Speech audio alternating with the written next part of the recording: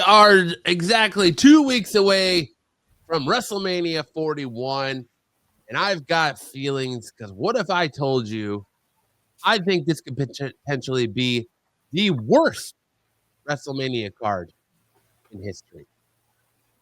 We're going to talk about that. We're going to talk about our news. We're going to recap Raw, SmackDown, and NXT from this week. And Dom has a little video package he put together from his time at Awesome Con last weekend. But first, I would be, remiss not to acknowledge my panel. Dom, Styx, what's up, boys? How we doing this week? What is going on? Things are going good. Busy week in wrestling. Busy week in traveling. Kind of good stuff. Where wrestling and traveling does meet in between, which it's kind of cool, Did you say you want to rub your meat in between? Damn, man. We're already starting? I mean, that's all I heard. I don't know. All I heard was rub my meat. It could be the ice from my glass. Well, I'll tell you what. I can name Tender, is it? Tiffany Stratton, Jada Parker, Julia, and Stephanie Becker. Then you could tell me I can rub my meat in between. There you go. Paige. And Paige. Throw her in there too. Okay. Let's talk a little bit about WrestleMania 41 and how we're 2 weeks away. We've had the penultimate Raw. We still have the penultimate SmackDown on Friday night to give us more matches. But right now we've got about, I think, 8 matches on night 1, 7 matches on night 2. Potentially. Yep. We found out on SmackDown that we are no longer getting Kevin Owens versus Randy Orton.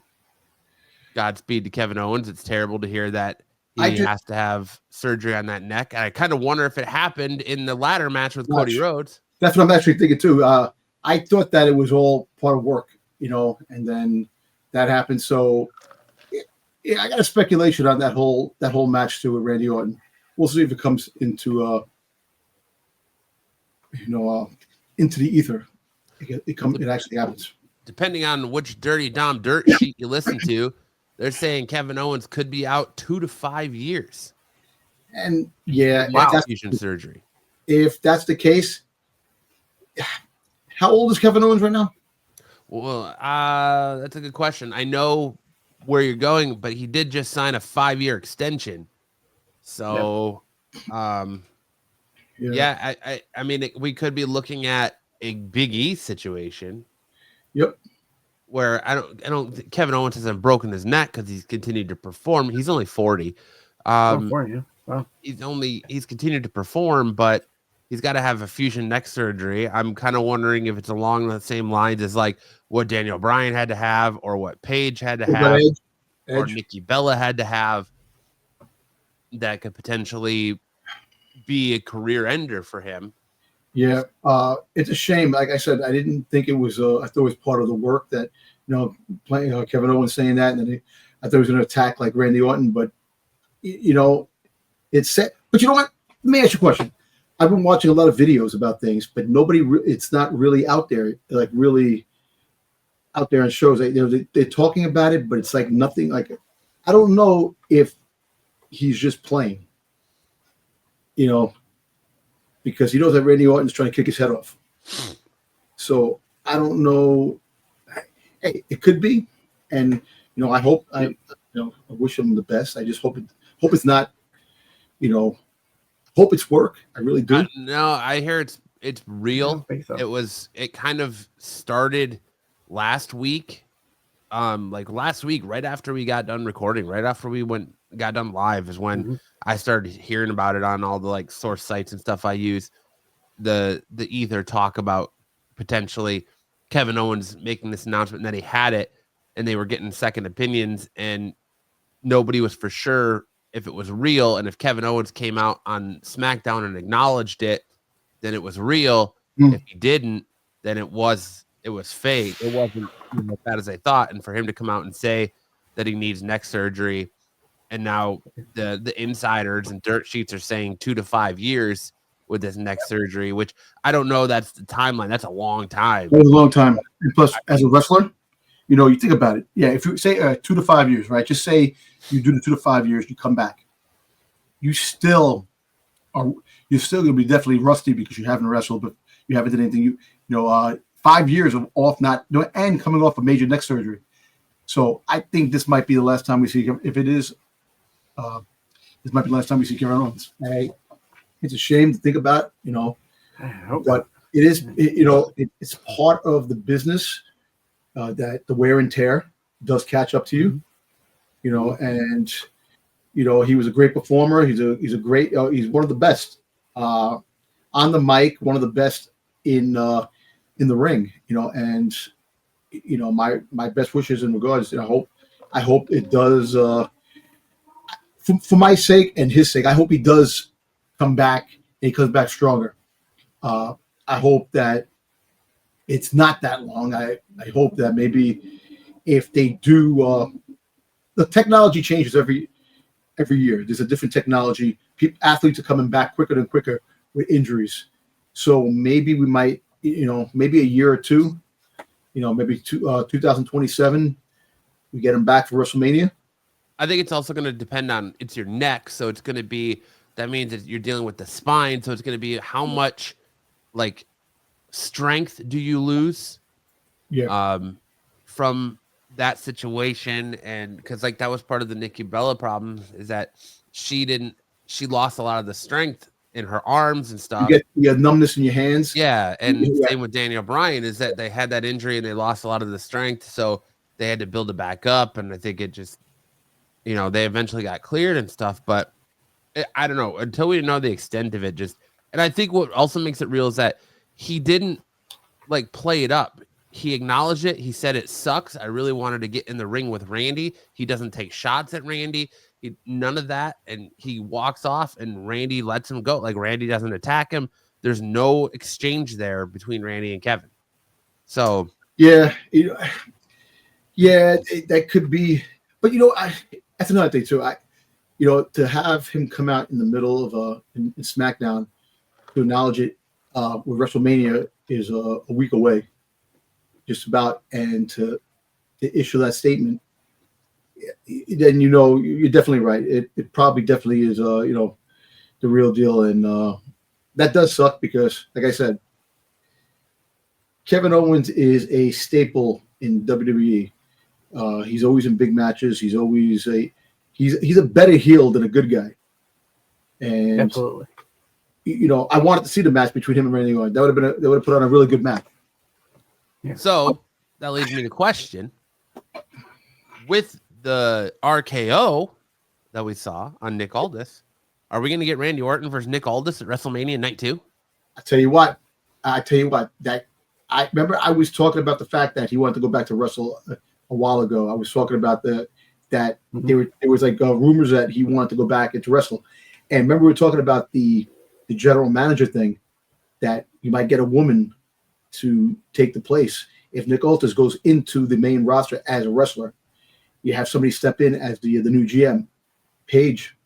Since Paige is coming back, you could have her go into the role. Or I could say this. You might be able to get Ava.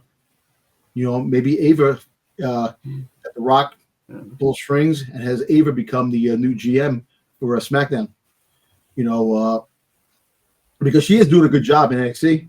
And she's not going to wrestle because she retired from wrestling. That shouldn't even do anything. So we might see. But Nick Aldis has been a lot of rumors saying that he might step back into the ring and lace his boots up. So that actually, and plus, it's the second RKO that Randy did to him. And he can't find him because Randy already prepaid the find. I know earlier. So long-term storytelling. Remember that? Long-term storytelling. There you go. But I could see some ramifications this week on SmackDown with Nick Aldis, and I think Nick Aldis will probably get pissed off. Look, it's been boiling up. Nick Aldis is a great general manager, but he was also a great wrestler when he was wrestling. He was good. So that could be interesting. Or somebody gets handpicked.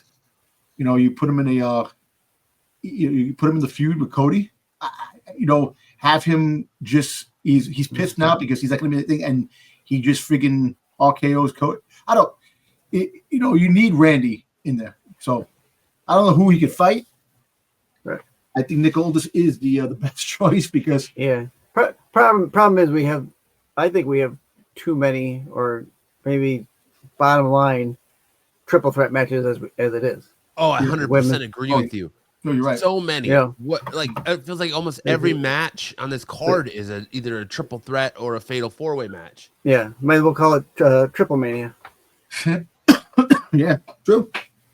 I mean, adding another one, why not? I guess, but I don't want to see it. I want to see Cody versus Cena, and that's it. No exterior. If you want to build up after the match to the next PLE coming in, fine, but we don't need a triple threat. Let me get, but look, all right, look, you could have, who else is on Smack? Yeah, he's freaking, I don't know, man. No one. Everybody's all accounted for that's already in matches that are basically, you know, and we don't have a women's Intercontinental Championship match. We don't have a women's United States Championship match. You think that would have been announced on Raw on Monday night? Yeah, but I mean, they confirmed what the worst kept secret in the business, that we're going to get a triple threat match for the women's heavyweight championship. That we're going to we knew that a month ago. Yeah, we've been talking about that for weeks. The only other match we got added was AJ Styles versus Logan Paul. Yeah, we got the confirmation of the match that we talked about last week happening: Penta versus Dominic Mysterio versus Finn Balor versus Braun Breaker. We talked about that. The only thing different is I think we vary on. Well, I don't know if Styx and I vary on who's winning that match, but Dom thinks Dom's winning. Listen, so you have the U.S. Championship is going to be freaking Braun Strowman again with Jacob Fatu and who else? Well, right now it's LA Knight versus Jacob Fatu straight up. Straight up, okay. Because Braun Strowman lost to Jacob Fatu last week. Okay, all right. In the qualifier match. But yeah, so I want to talk about this WrestleMania card real quick, and we'll get into it more next week when we do our prediction show.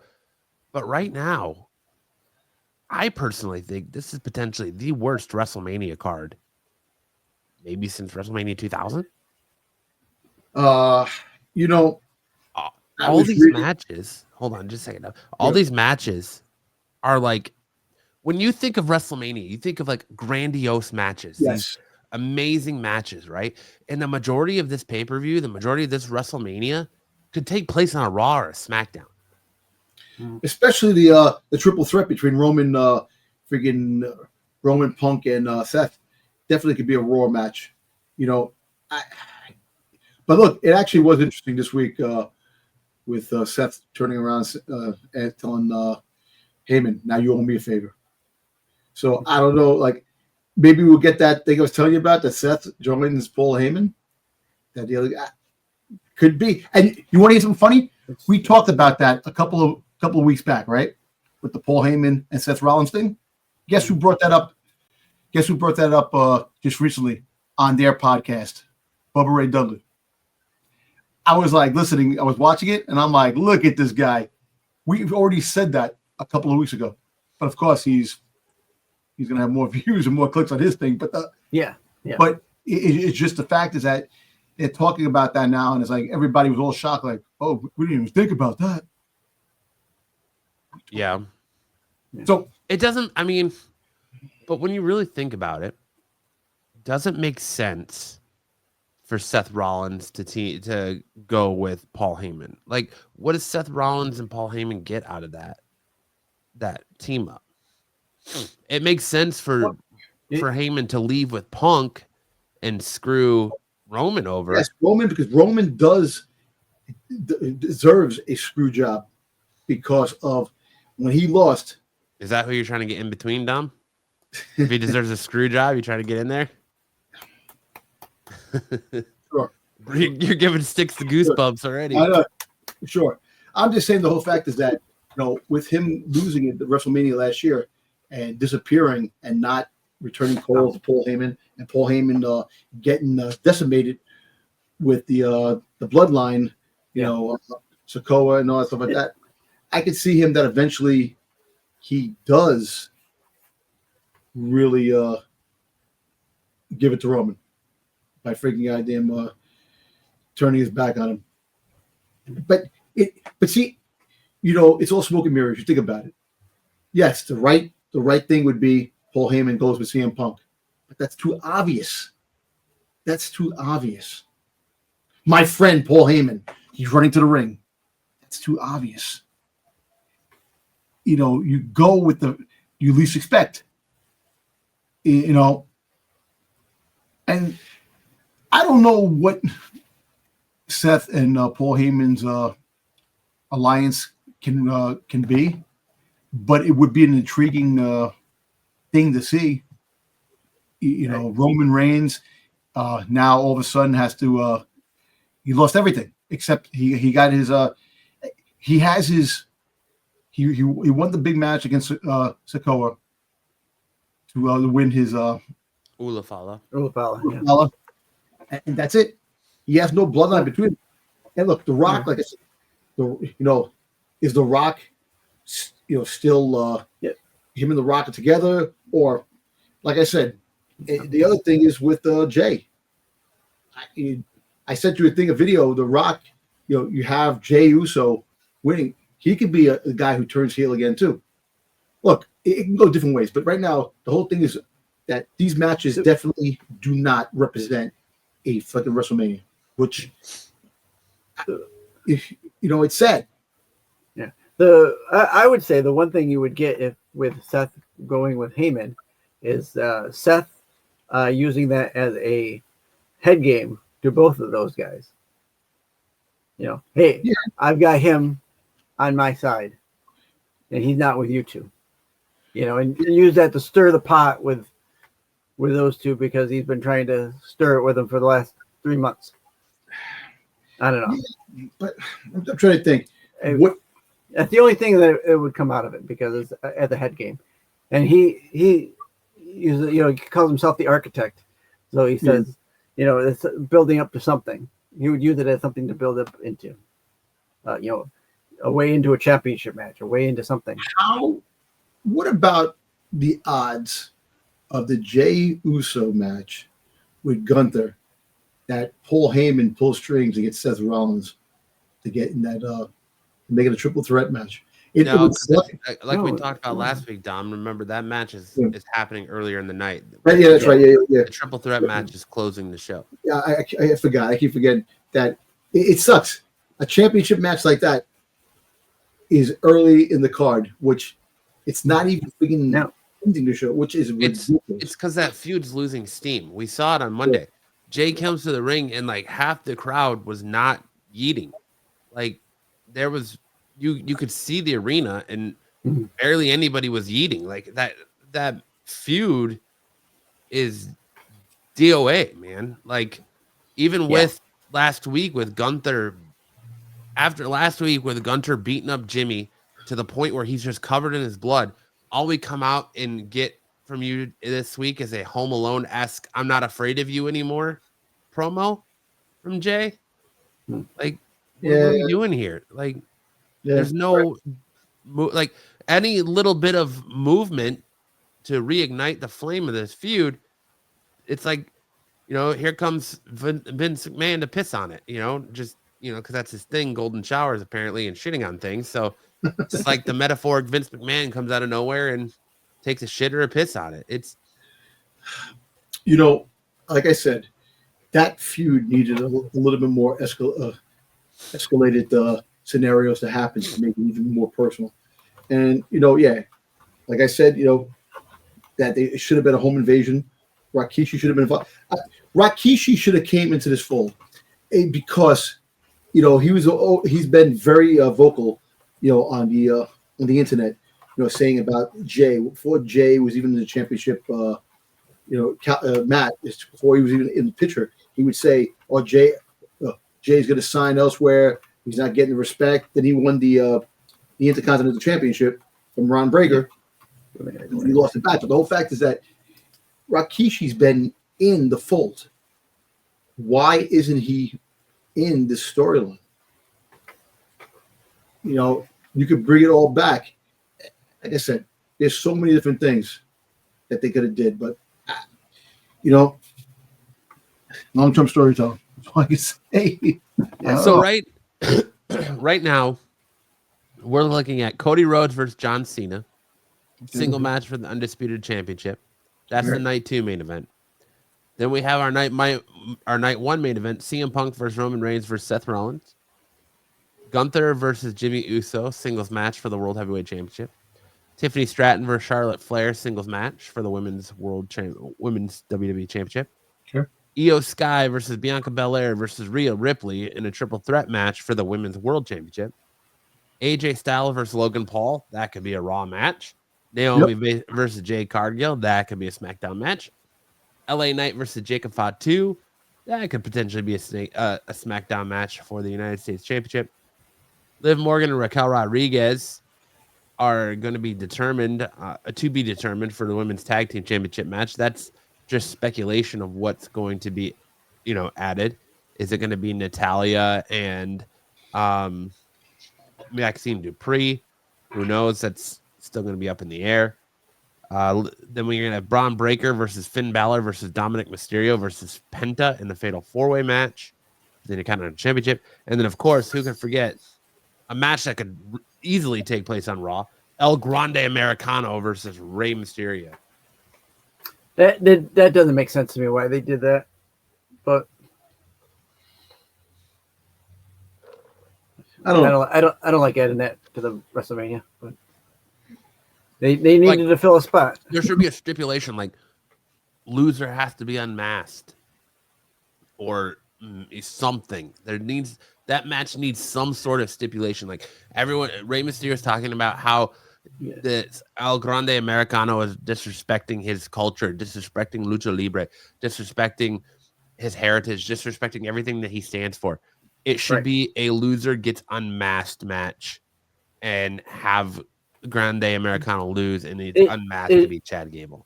It should be, but at that point, Ray's gonna win because he's not gonna mask him. No. Well, I mean, Ray was unmasked in WCW. Yeah, but he hasn't been since. I mean, it could be Ray gets unmasked and then that's it. We never see him again. Like he's gone from the WWE. He's officially retired. That's the end of it. If it was a retirement match, yes, you might do that. Otherwise, I don't because then you already know that Ray's gonna win. There's no real. This brings me back to yesteryear, man, with the matches that we used to get in WrestleMania cards. It kind of like I understand that this is the cards we have. Damien Priest versus freaking goddamn McIntyre is a match. That's not even on. Is that even made official yet? Because nobody's even. That's not even on any of the match. Yeah, no, I'm just saying that's going to be another. That probably be another match that's thrown in there. I don't know. And don't you have the Andre the Giant Battle Royal? Nope, no Andre the Giant Battle Royal this year. Wow. No, they did that at Crown Jewel. Oh, a Crown Jewel. Okay. If I remember correctly, they did that at Crown Jewel. So I don't know, man. I mean, we do still have SmackDown Friday to give us more matches, so we'll probably get that on SmackDown on Friday. But that just seems to be like nobody's even talking about that match. Right. I mean, I know. Nothing really to get excited about. Like the most exciting thing was the John Cena thing, and we talked ad nauseum last week about how even that feud is dying, and how are you going to carry that feud for the next 2 weeks without Cena? Cena's not even going to be there the week of WrestleMania. Like he'll be at WrestleMania, but he's not going to be on Raw next week. He's not going to be on SmackDown next week. We don't know if The Rock's even going to be on SmackDown or Raw next week. No Travis Scott. No nothing. This WrestleMania has no build up. Zero. Like previous. Everything and I said it before the show. It's just like when we were at Elimination Chamber, we only had like a 2-week build up for these matches. It felt like because the matches were only booked it felt like 2 weeks prior where we were at Saturday night's main event. And we're kind of getting the same thing here. Now we've got the Rey Mysterio match 2 weeks before the WrestleMania. And everything else is just kind of, look, and you also dying off the vine, really. You have to look at it this way too. The tickets aren't selling. Last year's attendance was 70,000 people. We only have 40,000 people. That's the thing. The card, like the tickets are too expensive, and the cards are type of card battles. You really want to get excited? With the women's still champion, with the women's fights, have Charlotte fight Jay Cargill. Have the Queen versus Jay Cargill. Have Becky Lynch pop up. Becky Lynch probably is gonna pop up eventually. She's coming back. You have fucking a couple of people who are returning that will probably make their way into the card to interfere. Like, you know what sucks? I want Io Sky to keep this belt and just let Bianca Belair and freaking Rhea Ripley have their own battles, because if she loses the belt, that really sucks. That she was second fiddle to these the other two. Yeah, so I kind of like have her win the belt, have her friend, what's her name? Dakota Kai. No, Dakota Kai. What's her name? Yeah. And Asuka's coming back, so you don't know what's going to happen. So I think there's going to be a feud between Io Sky and them eventually, because they're going to turn their back on her. But you got to have her keep the belt. You have to keep the belt and just have Rhea Ripley and freaking Bianca Belair have their own match. So I know we went over it last week, and I'll quickly do it since Don brought it up. Allegiant Stadium can hold 65,000 people, 72 for larger events. Yeah. As of April. You gotta also take into account 4th. That's NFL numbers. That's not including. I don't think that's including. That's not including shares. I don't think. Well, the 72,000 might include share seats. I don't know. Yeah. But as of the 4th of April, night one had only sold 47,500 tickets. Night two had sold 49,700 tickets. That still left 20,000 tickets unsold. That's kind of crazy. They were sold out last year for night 1 and 2. It was sold out quick last year. Yes. Quick. And this year it's not. You know why? The prices are too high. You're lucky you got those people that bought those tickets there. People can't afford this shit. And to pay that much money for the card they have, ticket prices are still ridiculous. Outrageous. Like, I'm on, you can't see it, Game Time app, and you're still looking at $1,000 to $2,000 for nosebleeds, section 410. I'm talking touching the roof, like we went over last week. Currently sitting at $1,400. That's crazy. Tell me I'm wrong, but when I was watching Raw, a lot of those floor seats were empty when it came to like the main event time. Yeah, but you see those Raw seats, the ones that are close to the ring, they're all assigned for celebrities. For Netflix, the people. Yeah, but these companies like WWE, AEW, they have seat fillers. They have seat fillers. I know. Yes. Just for that reason. To make it look like it's still filled. If you're showing it on TV that it's not filled, there's an issue. I don't know. Because I know there was a blackout match of Raw last week. So what's his name? The comedian with CM Punk fighting A-Town down under. He just figured this guy. He chokeslammed them, both of them. It's kind of funny. But Burt Kreischer chokeslamming both of them. Yeah. I really look at it this way. Maybe the next week we get more people buy stuff, but if I was the WWE, I would definitely take those tickets and just try to see if you can do something with them. I think at the end of the day, they might end up like having hotels comp them, and hotels buy them up and comp them for guests or whatever, because they're not selling. It's not selling out. I mean, so tell me what match they've added to the card that would make you, if you haven't already bought tickets, run out and buy tickets. Nothing's been added. Nothing's been added. That's what tells me The Rock is going to have to show up. Something is going to have to happen with The Rock. Yeah. They're saying that still having backstage discussions about The Rock. I think the backstage discussions are, we need to figure out a way to get him in the building, even if it's just for the night. They'll probably talk about it on Raw or get the announcement on Raw or something, that they got to get him in the building for the night just to try to sell the remainder of those tickets. Yeah. Mm-hmm. They got to pump something into this event to get people into the seats that haven't already bought tickets. And I'm wondering, I would wonder if the people who did buy the tickets already are thinking, why the hell did I buy tickets to this? Yeah, I mean, I think a lot of people bought tickets thinking they were going to see The Rock.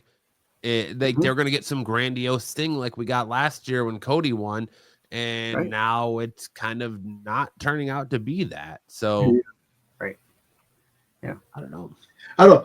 There's really nothing, and like I said, John Cena hasn't even made it to a point where I want to see this. Oh my God, this heel turn is like crazy. That it's just been mediocre. It's been like the steam is out. This whole thing. I look, for younger viewers, for the younger kids, it could be entertaining just to see the fights and this and that. But I tell you what, AEW match they just had this week sounded a lot better than what's going on at WrestleMania. And you know what? That's telling something. AEW. Look, freaking goddamn Tony Storm again lit it up. So I don't know. Her press conference afterwards. That was funny. That was funny. That was funny. And I like when the guy calls her up and goes, what is your order at Waffle House? Yeah. And she got all mad. All right. Well, we'll talk more about WrestleMania next week. Hopefully, Friday Night SmackDown, we get something. There's some sort of fuel added to this fire to make WrestleMania more appealing to people to buy tickets. I understand politics and the way the world is right now and the economy. I understand that kind of money is hard to come by, but WWE isn't going to not let this sell out.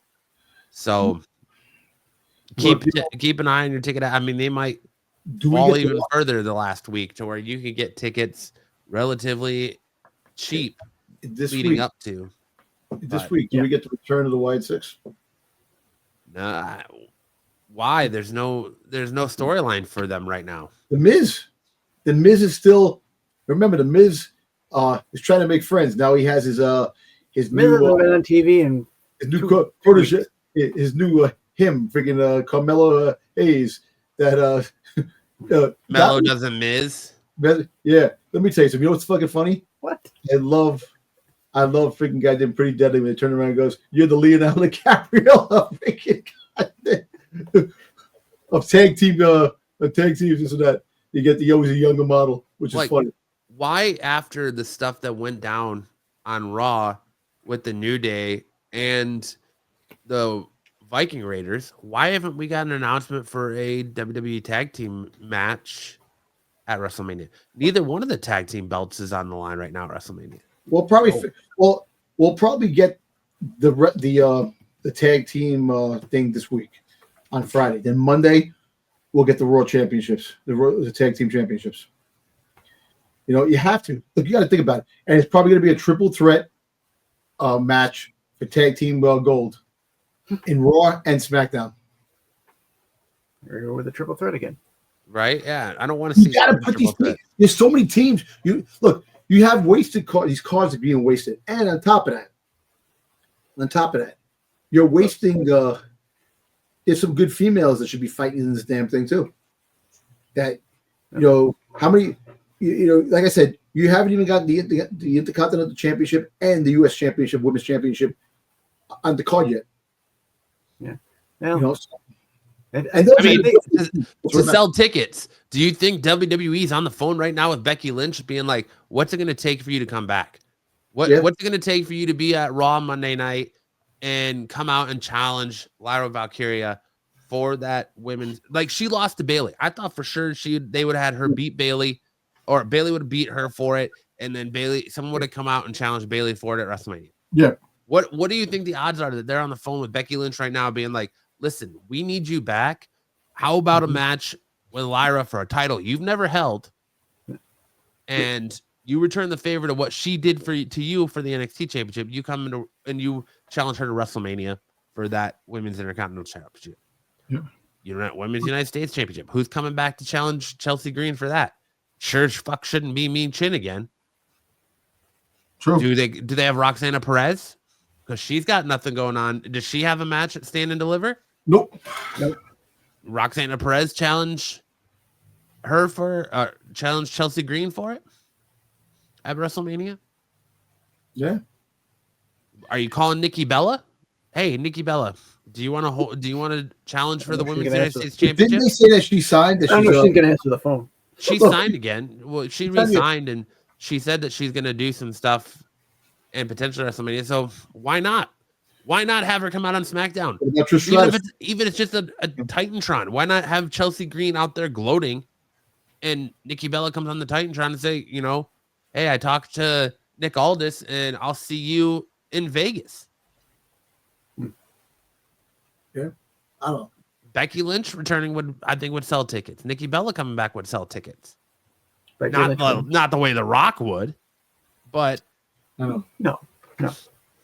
You know, that's just the MO of the WWE. When things don't look at Elimination Chamber. There was a shit ton of tickets left for Elimination Chamber, and they said, "Oh, Rock's going to be there." Boom, sold out. Look, exactly. Look, I would have Rock on Raw this week coming up on Monday, the go home show before WrestleMania. Have the Rock on there, and saying, you know, talking, or Titantron. Have Rock somewhere in appearance to get people hyped. He goes, "Yeah, I'm coming to WrestleMania." You know, I don't know. What you need, what I think you probably need, and I've already said I don't want triple threat matches. But what you should be doing is maybe having The Rock. You got to have Cena on Raw, Cody on Raw. Have them in the ring.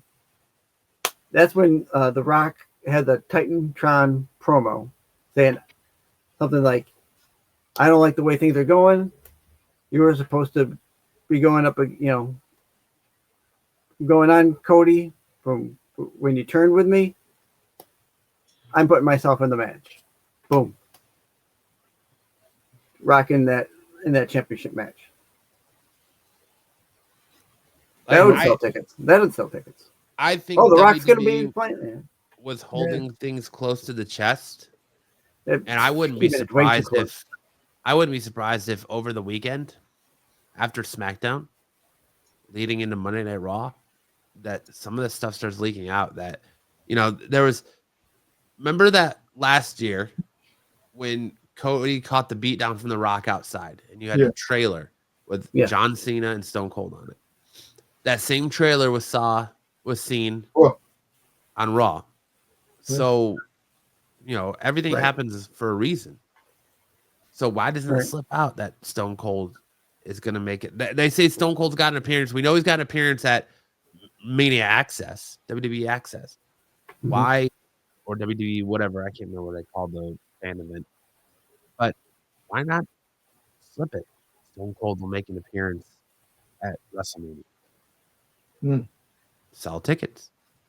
Yep. The Rock. You know, Titantron, whatever. Right. You know, sell tickets. John Cena, you have to have something. Something has to give. Yeah, they're still your big names. They're still your big names. Yeah. And as much as like I'm excited for Aleister Black to come back, and as much as I'm excited for Rusev to come back, I don't think those two names are big enough for people to want to buy tickets. They're not going to sell tickets be like, oh, these Not guys today. are coming back, so let's go buy tickets. I don't see that moving the needle at all. And I agree with Styx. There's nothing right now that's a needle mover.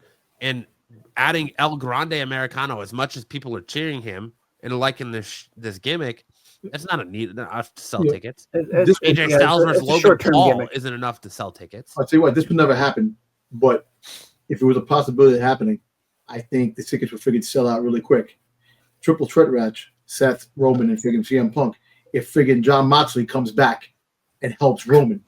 But that's a surprise you want to hold. Like, I know, yeah, that would be a big surprise. But look, like I said, last year WrestleMania was great because Cody had to finish the story, and it was such an epic friggin' feud.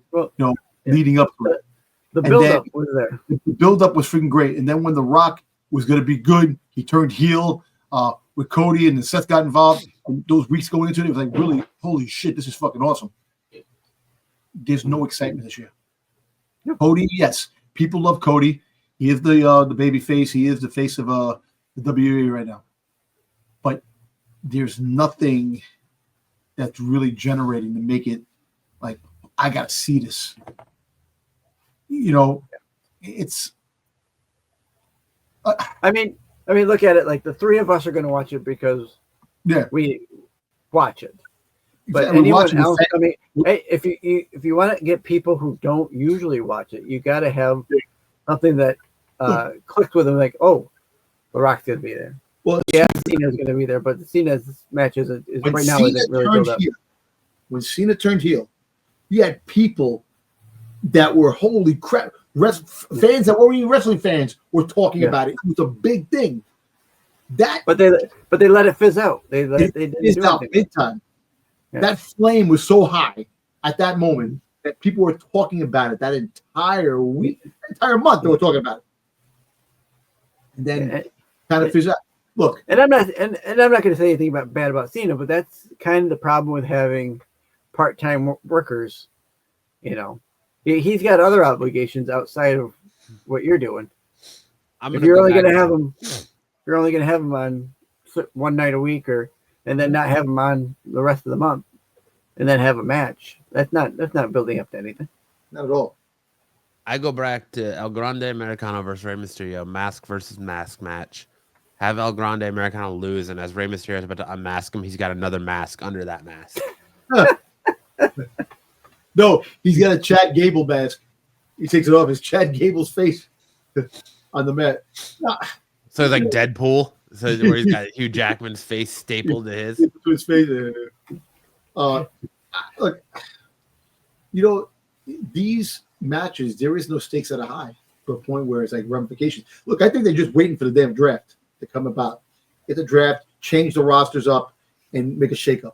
I think this, we'll get that one big holy shit moment, probably WrestleMania, to a point where like you can't believe it. And you'll have your people that are coming back that from injury that are going to make their appearance and do things. But I think they're waiting to just go in there and change things up. And look, the whole thing, they're killing their product then, because if they're and Netflix, that shit is sizzling down Netflix. Well, like especially when this is their Super Bowl, this is their biggest event of the year. Yep, and you were white hot after elimination. Like we said the same thing about Elimination Chamber. There wasn't a lot of matches at Elimination Chamber that the Elimination Chamber card was pretty much identical to the Royal Rumble card. Just add and remove a couple of people, but then you were white hot after that. You had the attention of everybody, and they couldn't keep it. And now you're going into your biggest event of the year, and the attention is just not there. Like people, what was saving you in Europe? Like the best thing they could have done was go to Europe and that European tour. Those crowds saved them. We get to the first Raw back in the U.S. in Minneapolis, Minnesota, and it's a dud. The crowd is a dud. The crowd's dead. Nobody's eating with Jey Uso. Nobody's reacting to anything. It's a dead crowd. Yeah. And we'll see what happens with SmackDown this week. But Nick Aldis versus Randy Orton, as intriguing as that is, that's not enough to sell tickets. No, I don't know what they can drive out there that's going to sell tickets. That's I'll tell you what, they have a chance of getting speared by friggin' Ron Breaker. And my hope is that we're sitting here talking about this, and WWE is going to show up next weekend and just deliver on things we didn't even think were going to happen. Like, we're going to be blown away by everything that happens at Mania, like much like we were at the end of Elimination Chamber. Yeah. But right now, I don't know. I don't see it. Like, I don't know. We're going to have to be, but I don't want it to be the same as the Elimination Chamber when we get this huge pop at the end. Cena goes heel, and then nothing. We're getting nothing out of it. Yeah, but there's no payoff. I don't like. There was no payoff with Cena turning heel. And look, we're still going to get. We were supposed to get the Solo versus Jacob Fatu. That they're pushing. They're going to freaking push that further in. Yeah. I know that's a regular match, but the whole fact is that these like how many matches should be per card if you really think about it? 10 matches each. 10. And that's 20 matches. So I think right now that's a lot of it's matches. It is. I think it's like 4 to 5, right? 7. You're looking about 17. They're saying the dirt sheets again. Whoever you're listening to are saying about 14 to 15 matches. So that would be for the weekend. 8 night 1, 7 night 2. So 8 Saturday, 7 Sunday. Mm-hmm. Okay.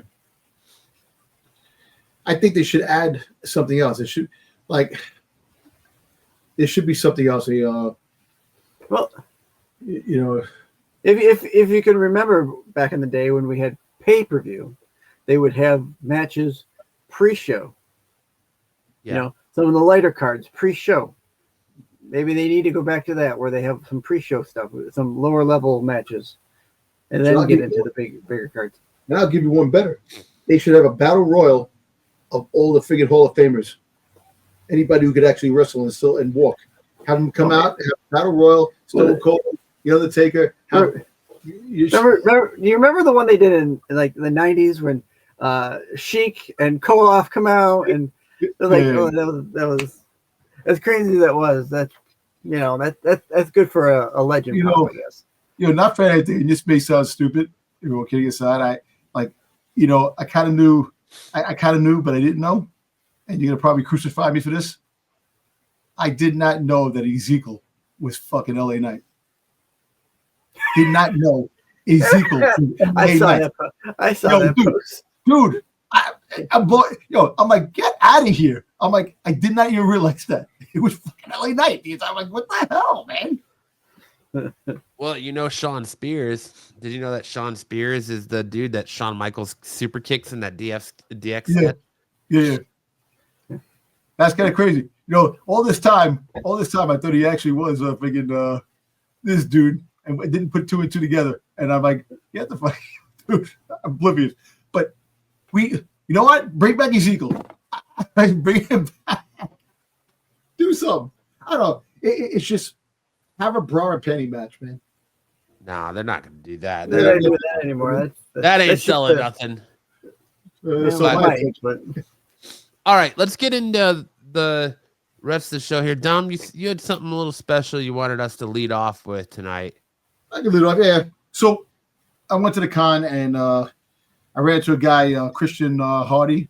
Cool dude, man. He was selling some wrestling merch, and and it was very interesting. I saw him day 1, and we talked a little bit. And then day 2, I saw him. Actually, day 2, I didn't see him. My wife went out and picked up my shirt, the shirt I have on now. Went there, and the day 3, I actually talked to him, and I just I told him, I said, just give me a little promo, and I see what I could do, help you out. He has some really cool merchandise, and I just, if you want to put me on the screen, I'll show the shirt, just you got that, and then if I turn around, you see the back. Oh, Dom, your butt crack's showing. Yeah, my butt crack ain't showing. Not at all, man. Not at all. But anyway. Yeah, Dom's got pajama pants on. Yeah, I do have pajama pants. I got some shorts on, man. But so anyway, so Better be fit. real cool dude. Was he Check dressed out up his as stuff out. Ashley Schaefer every night? Yeah. Oh yeah, man. Hey, he definitely is a cool dude, man. He had, like I said, he does have a cool idea with t-shirts and the merch that he sells, man. We want to show the video just really quick, you know. Yeah, we'll watch this little promo here. It's the Nature Boy Ric Flair here at Awesome Con in Washington, D.C. in my booth, Smart Mark Tees. If you love wrestling, you're called a Mark. If you know about wrestling, you're called a Smart Mark. Here in my company, I've made t-shirts where we explain that a baby face is a good guy, a heel is a bad guy, and we're all just trying to keep kayfabe, don't expose the business. I like that shirt. Yeah. I've got hats. I've got shirts with all the lingo that's on the it. shirt you should have got, heel, kayfabe, face. don't Come on expose down the and show business. your support at Awesome Con 2025. And I'll ask you the question, is it still real to you? Woo! Thank you, man. Nice. Thank you, man. Yeah, thank you, man. Thank you, man. Yeah, he's actually, like I said, you know, if this makes his business blow up, which is kind of great, you know. Like I told him, I said, he actually asked if we have any celebs on here. I said, we're trying for that. We're trying to get some people on, you know, some wrestlers, some people that are in the biz, this and that, and we'll see what happens down the road. But we love talking about this. So nice. All right. Well, good luck. Good job with that, Dom. And what do you have to say? We get into a little bit of wrestling news, shall we? let's do it. Breaking news, we got a clash. Wrestling ring about to blast. In the arena, we let this ride. Feeling the heat, Nick knows the vibe. Slam this story, coming your way. All right. Kicking us off this week, wrestling-wise, we all kind of alluded to it at the top of the program. Carlito's funeral service is announced.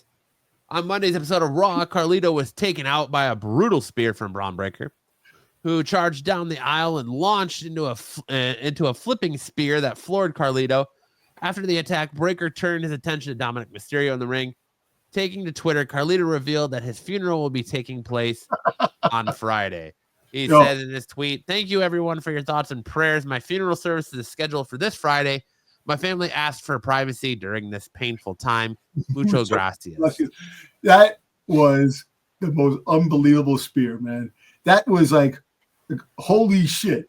Did not know a dude could launch that man, and just desecrated freaking goddamn Carlito, man. Yo, I wish Carlito had the apple in his mouth. The apple went flying everywhere. That would Dude, have been fun. he lay there dead afterwards. Like, Oh my God. He didn't done. move. He was like, Yeah, Like, that I thought was the that I good. Show Speed one was nobody could hit a spear better than what I Show Speed got. But then here he comes, just launching himself like a torpedo head first into Carlito and flipping after he hits him. And better than Roman, Like a better car than crash. Goldberg, better than Edge. Dude, that was one of the best, greatest spears I've ever seen in professional wrestling. It's just nuts. He's a friggin' beast. Braun Breaker, man. His intensity when he comes up after doing that is so great. I know, It man. really is. It really is. Dude, he turned the person inside out, man. When he hits them, they're done. I Show Speed, man, is still not the same person he was when he got hit. Dude, but I tell you what, but this is funny. See, I like how you can play along with the whole thing, making it a joke. They should have T-shirts. Make shirts for Carlito. Thoughts and prayers with Carlito. You know, have something. You know, they can do something, man. But that was crazy. That was here lies Carlito, speared out of his chonies. I know. I can't remember. You know, they hit him so hard, man. He fucking shit out all the apples that he's ever eaten in his career. Styx and I were talking about at the top of before we started recording though, like, what's up with people all of a sudden jumping when they take the spear? I know, yeah, that's true too. I think they're trying to play it off. They're trying to play it too to make it more intense. But look, remember The Rock when he used to get stunned? He used to freaking jump and flip over. He was like one of the best. So I think they're doing that to try to get the bigger and better power. Well, I was wondering that, or if it's like a safety thing, because it seems like they're hitting the spear higher up on the body, they're hitting the spear in like the chest area now versus the stomach, the waist, and yeah, then the waist. you got guys jumping to take the spear too. I think it takes the pressure off more. Because if you get, so I don't know, if you get speared when you're firmly on the ground, it's going to hurt a lot more. So if you jump up in the air, yeah, you're going to get hit, but you're not grounded. You know what I'm saying? You'll be on the ground when you jump up, but it takes a lot, I guess, a lot of the pressure off, you know, because those spears are goddamn brutal, man. If you really think about it, just getting speared alone, you know, is a brutal thing. And the shots that they take, you know, they're feeling the effects of this. Yeah. They're getting when done right, you're feeling it. You know, it's just it's just amazing. But I think, you know, he played that off, man. He friggin' played that. That was like, he made that the greatest spear ever, man. The way he did so. And nothing to it.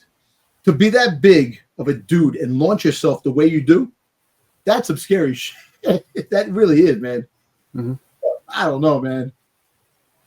Yeah, so just a quick Google chat from AI. It says, in pro wrestling, jumping before a spear is often a tactic to enhance the visual impact and make the move look more powerful and impressive, even though the actual impact is controlled to be safe.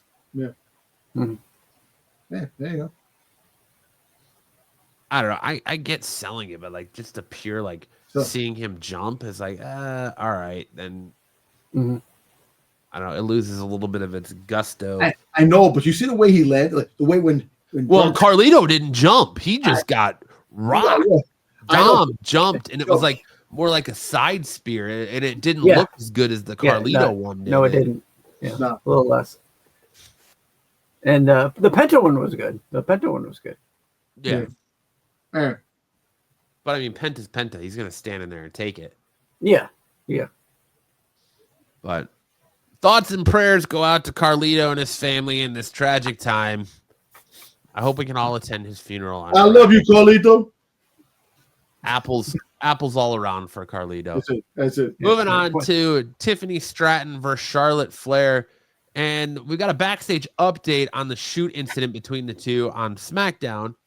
As we all know by now, the recent WWE SmackDown promo between Charlotte Flair and Tiffany Stratton went off script, sparking backstage drama. It all began with Flair referring to herself as a Nepo queen, but things escalated when she imitated Stratton's voice, a move that several backstage felt crossed the line. Stratton responded with unscripted comments about Charlotte Flair's personal life, including a remark about her marriages. I thought she was only married twice. I didn't realize she was married 3 times. 3 times, yep. And a quip involving Ludwig Kaiser, none of which had been approved beforehand. Charlotte impromptu crowd interaction also wasn't in the script, though this was seen as less controversial. Afterwards, WWE Digital team was instructed to remove the impersonation and Stratton's personal remarks from the segment online. Fightful Select is reporting that the reactions backstage ranged from confusion to surprise, with both Flair and Stratton facing some heat. There's no word of issues backstage after the segment, though. The general reaction was a level of confusion when Flair mocked Stratton's voice, and oh shit when things went personal. Interestingly, WWE's Raw roster found humor in Ludwig Kaiser's good nature, responding to his unexpected mention. Again, just no more promos for these two. Like, let them just fight each other, come out, attack each other, and fuck. It's almost like Charlotte Flair needs to go back to promo school. Your plastic surgery affects your ability to give promos too. All of a sudden. Well, as long as she doesn't hurt her knee again, she'll be fine. Breaking news. We got some breaking news. Uh-oh. Breaking news. WWE has now announced John Cena will be at SmackDown this week in Seattle. Really? Yep. Okay. This is huge last-minute change, as Cena had no more appearances until WrestleMania 41. What's your source, Dom? Who's your source? The source. All right, so the source is actually what is it? Nick's was it Nico XREL1 breaking news? It just says breaking news. Anyway, hold on. Yeah, so it's It looks like it's let me see, but it does. I just got the thing. I follow all these damn things. It's coming from ringside R&ER roster. It just says breaking. WWE is announced. E-Wrestling, Bleacher Report. Yeah, Wrestling Forum has it on there too. Yep. So, all right, there we go. John Cena one more time before WrestleMania. Hopefully we're moving. We get this feud moving again. Yep. Nice. Hey, look, they're already listening to us. You know, with this feud right here, Charlotte and Tiffany. You know, they've gone across the line in a lot of promos before. In other promos, people talk about their wife, their dog, and McIntyre with freaking CM Punk about his wife and dog, his friend bracelet. Daughter's friend. Yeah. You know, freaking Roman Reigns talking about Becky Lynch and talking about where. Yep. But that's all pre-approved stuff. They've gone over that. I mean, this is off the cuff stuff. I don't know. Maybe Charlotte said throw some shade into it. Maybe they sat down and they said, "Listen, let's make it personal."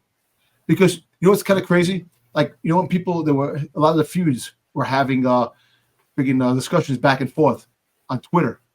You know, saying things on Twitter. You know, Jay Cargill and freaking Bianca Belair had a lot of heat going on each other on Twitter. So I don't know. It could have been preempted to the point where they said, "Listen, let's just do this. Let's make it personal and make it kind of like let's make it real." Unless it's one of those things where remember where Heyman went on a mic cut against Vince McMahon, and Vince McMahon said, "I don't care what you say, just make me money." Right? Yes. Maybe that's that, but I don't think so. I think this was off the cuff and it went too far. Yeah, no, you're right. Well, yeah, so much so that like the camera, Tiffany left while Charlotte was trying to rebuttal. Yeah, that whole like you can tell like she didn't expect that you're 0 for 3 in marriages comment because she tried to rebuttal. It felt like the whole Ludwig Kaiser was just a straight like, why is Kaiser in my DMs then? Like, and Tiffany just walked off. Like there was nothing. Like it was just such an awkward interaction. Yeah. Those are the kind of comebacks you hear like in like high school fights. Yeah, you probably hear them every day in your day job, huh, Styx? I do. I hear shit like this. Chaperoning all those proms. Yep, I got another one coming up. But hopefully, again, this is another one that they're sitting in the ring dressed identical. Yep. Like that, it looked like they had the same pants on. Yeah. So this is trying to be like a scene from Pretty Little Liars. You know what I'm saying? I guess. Hey, who knows? Yeah. Or what's that one? The Snooki and what was that show? No. Jersey Shore. Would it be funny that Kaiser comes in and you think he's helping Tiffany and he winds up screwing her and he with Charlotte for real? Bro, like do that at WrestleMania like a holy it'd be like Christian and Jericho with freaking with Lita. I mean, who does Kaiser think he is? Dominic Mysterio? No, freaking Kaiser, man. Yeah, my man thinks he's there you go. He's exactly. Apparently, Dominic Mysterio is the only guy that can just get any hot woman in WWE. So, no. Well, it's from all that time he was in jail, right? Yeah, right. Yeah, that's less than 2 minutes in jail. But from two champions fighting over titles, we go to a former champion where we get Kelly announced that she is signing a Legends deal. According to reports from Fightful Select, multiple sources within the close to WWE are reporting that former WWE Women's Champion Kelly, real name Barbie Blank, is now believed to be under a WWE Legends contract. So maybe we're going to get some more from Kelly. Maybe I'm surprised that didn't turn into Kelly getting into the Hall of Fame. Though Kelly's last competed in 2022 Women's Royal Rumble match and had a sporadic appearance in previous years. She officially retired from in-ring competition in 2012. Since then, she has focused on reality TV and acting. So they're just going to use her for random one-off appearances at Raw every now and then, or like an ambassador for WWE. Yeah, it's funny you mentioned that because we didn't get any female Hall of Fame inductees this year. Yeah, we did. Michelle McCool. Oh, Michelle McCool. Okay. Which is still like, we're getting. It doesn't feel like a very big deal for the Hall of Fame this year because we've got Triple H headlining. You've got Michelle McCool. You've got the Natural Disasters. You've got the match between Stone Cold and Bret Hart. And then the three legends that they announced. What are the three legends that they announced? Kamala, Dory Funk, and when did they announce that? Yesterday or today? And Ivan Koloff.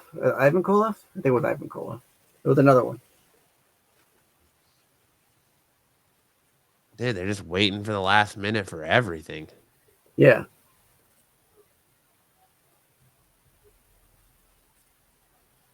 So, Lex Luger. Lex Luger is the one I was forgetting. Oh, Lex Luger. Okay, yeah, there you go. Which I think is still up in the air. Who's going to induct him? He wants Sting, and I don't know if they're going to let him. Yeah, and they're not allowing Ric Flair because Ric Flair's under an AEW contract. Tony Khan's not letting Ric Flair come, and so they're saying the same thing about Sting because Sting is technically under a contract with them still. Yeah. Kamala, Dory Funk Sr., and Ivan Koloff are Hall of Fame legacy inductees. That sucks, Chris. That sucks. You would think that because of camaraderie, a type of wrestling camaraderie, to be a good person, they would, let things happen.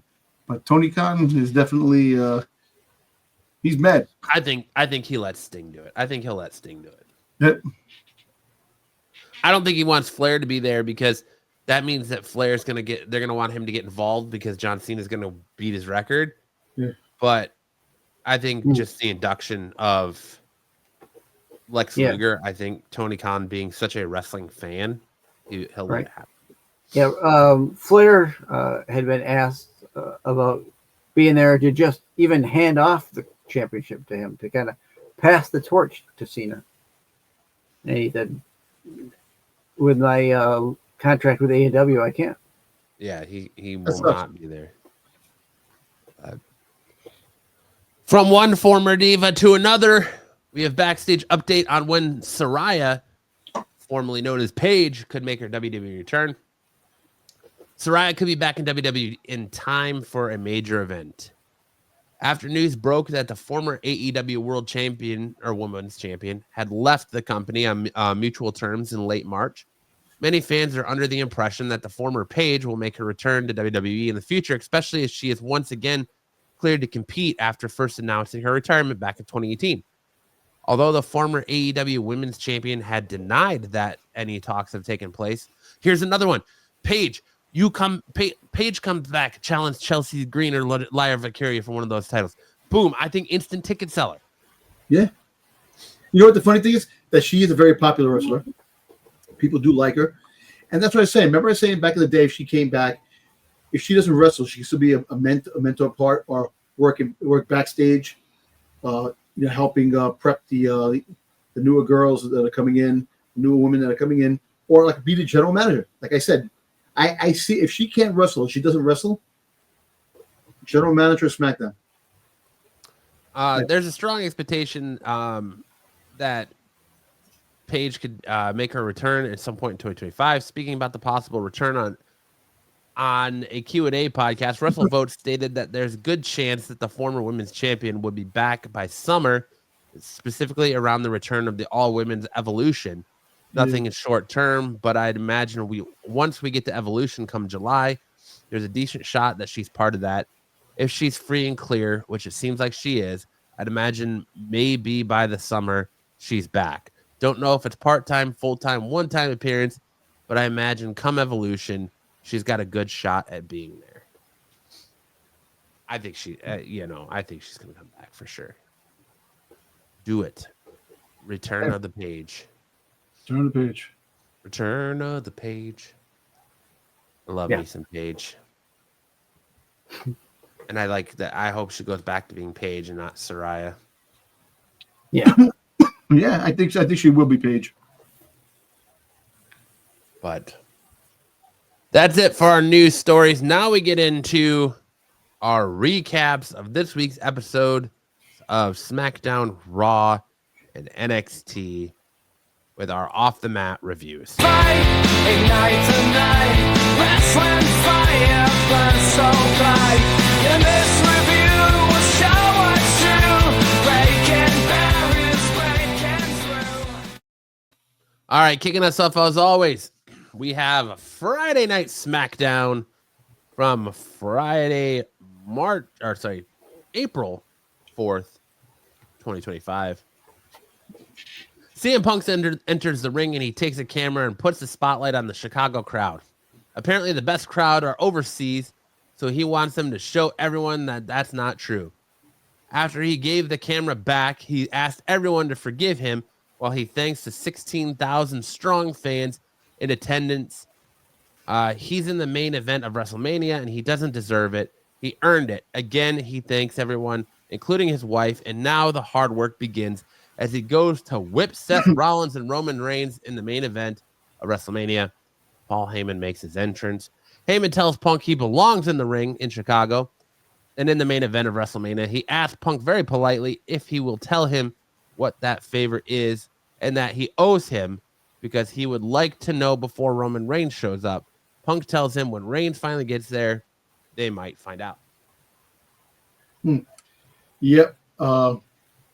That was a good segment. It was a good segment.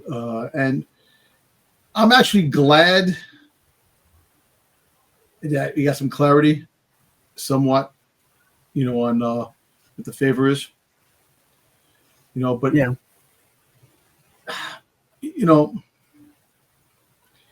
It's gonna be, if it's any matches I'm looking forward to, it is this match, the triple threat match, because it can go so many different ways. Mm-hmm. And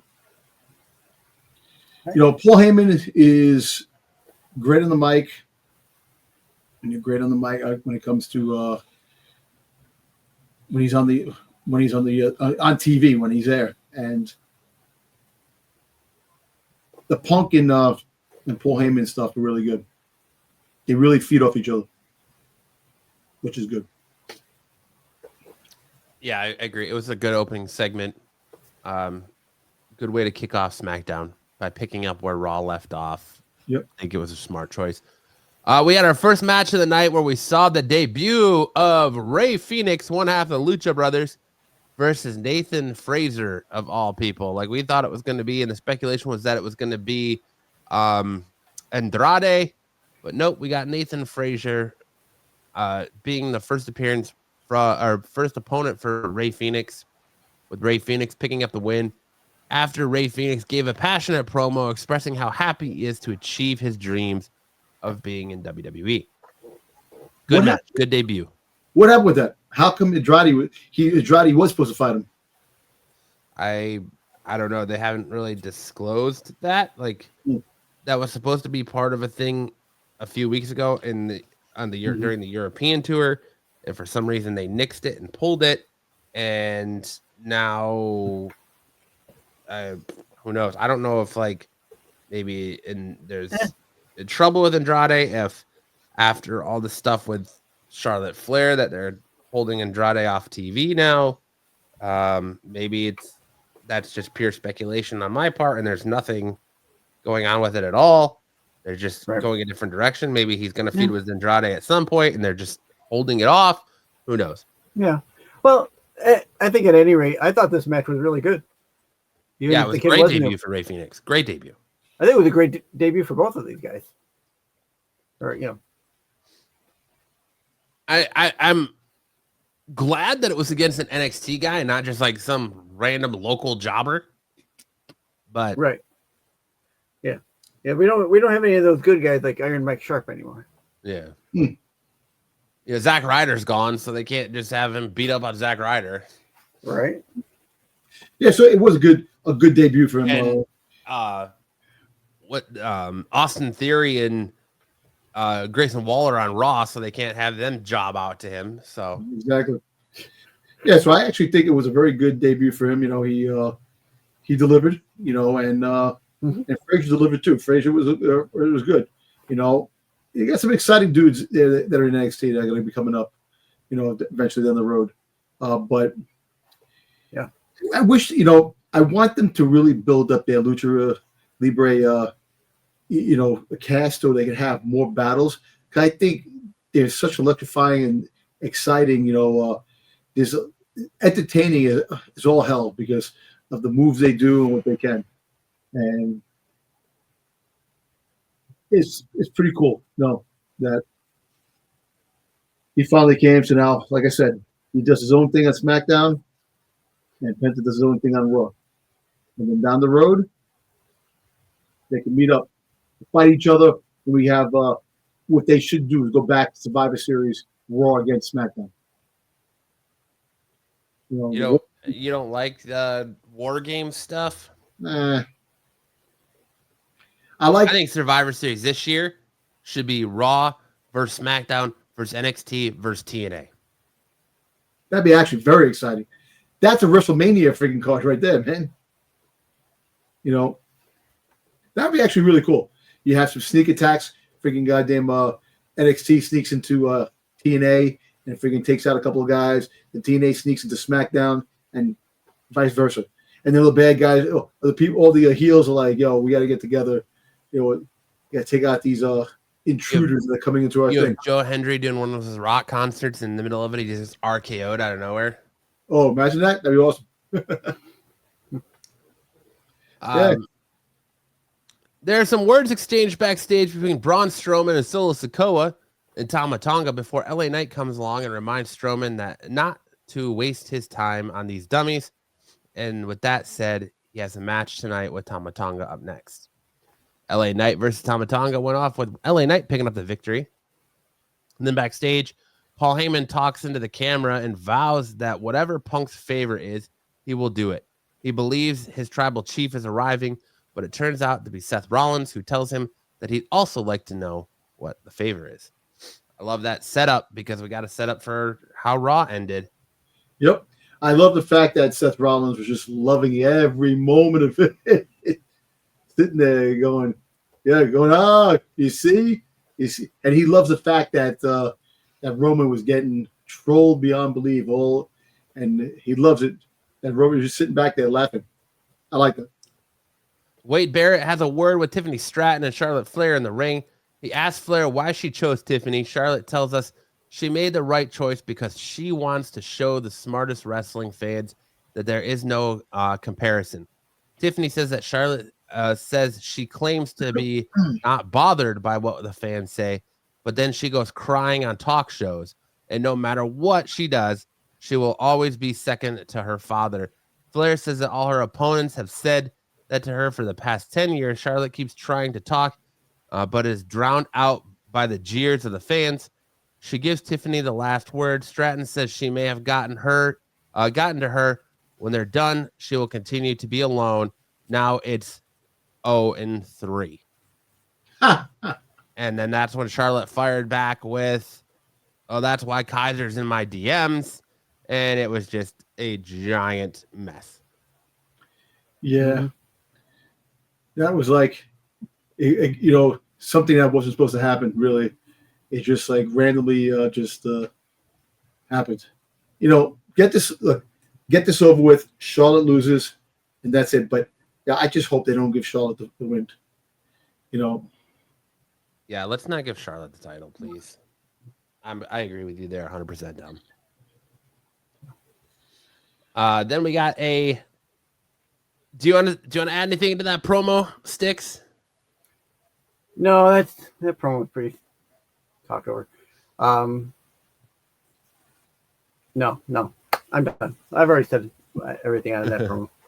We then got a WWE Tag Team Championship #1 contenders match, DIY versus Motor City Machine Guns, with Motor City Machine Guns picking up the win. Yeah, motor shit guns. Yeah, Motor City Machine Guns. Naomi attacked by Jade Cargill before the next match begins. B-Fab versus Naomi, with Naomi picking up the win over B-Fab. Jade Cargill continues her attack. After they're separated, Nick Aldis announces a match, Naomi versus Jade Cargill at WrestleMania. I like Naomi heel. I like it here with the hair all put up and the freaking goddamn the caution tape. I like that. I like that Naomi more, and I like the intensity coming from Jade Cargill. You know, I like it. You know what? Okay, so I actually think that's the most intense that feud right there. You know, I actually think that feud is better than friggin' the Bianca Belair and Rhea Ripley feud that's going to be happening. If you put that into perspective, you know, it's just them two fighting, which it should be. Like what they should have did was, yes, Bianca Belair, you know, won the Elimination Chamber to go, but I think it's more interesting if you have Bianca Belair versus Rhea Ripley. No belt on the line. You know, and then have Io Sky fight somebody else. You know, it just... it would have been more interesting, but sadly, she won Elimination Chamber, so she got the right to go to WrestleMania. Yeah. A sad-sounding Nick Aldis introduces Kevin Owens to the ring. KO enters the ring and talks about his sacrifices the wrestlers take year in and year out to do what they love to do. He has been struggling with a neck injury for 4 months, and they didn't know what it was. Turns out he needs to have surgery and will miss WrestleMania, which sucks because he really wanted to get in the ring with Randy Orton. He thanks everyone and apologizes before leaving the ring. Randy Orton makes his entrance. He shows some respect to Owens before he leaves. Nick Aldis is sorry, but he tells Randy Orton he no longer has a match for WrestleMania. Randy hits the RKO on Nick Aldis, which I think sets up Nick Aldis for Randy Orton. This is the second time he's RKO'd Nick Aldis now.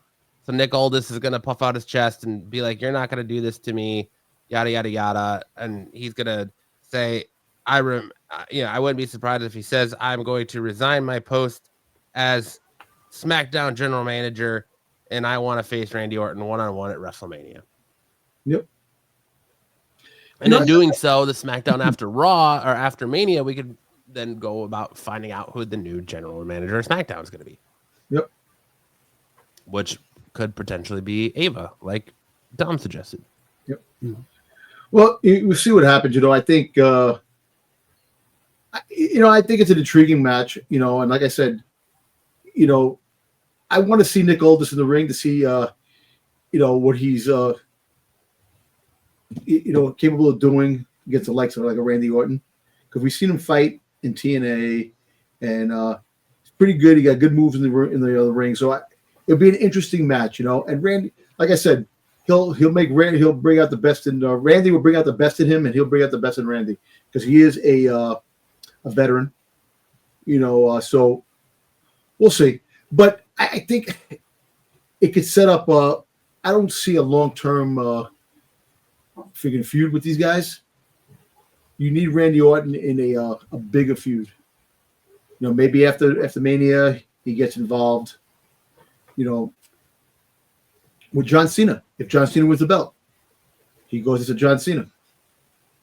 You know, and you have that, so he can win his 15th, championship.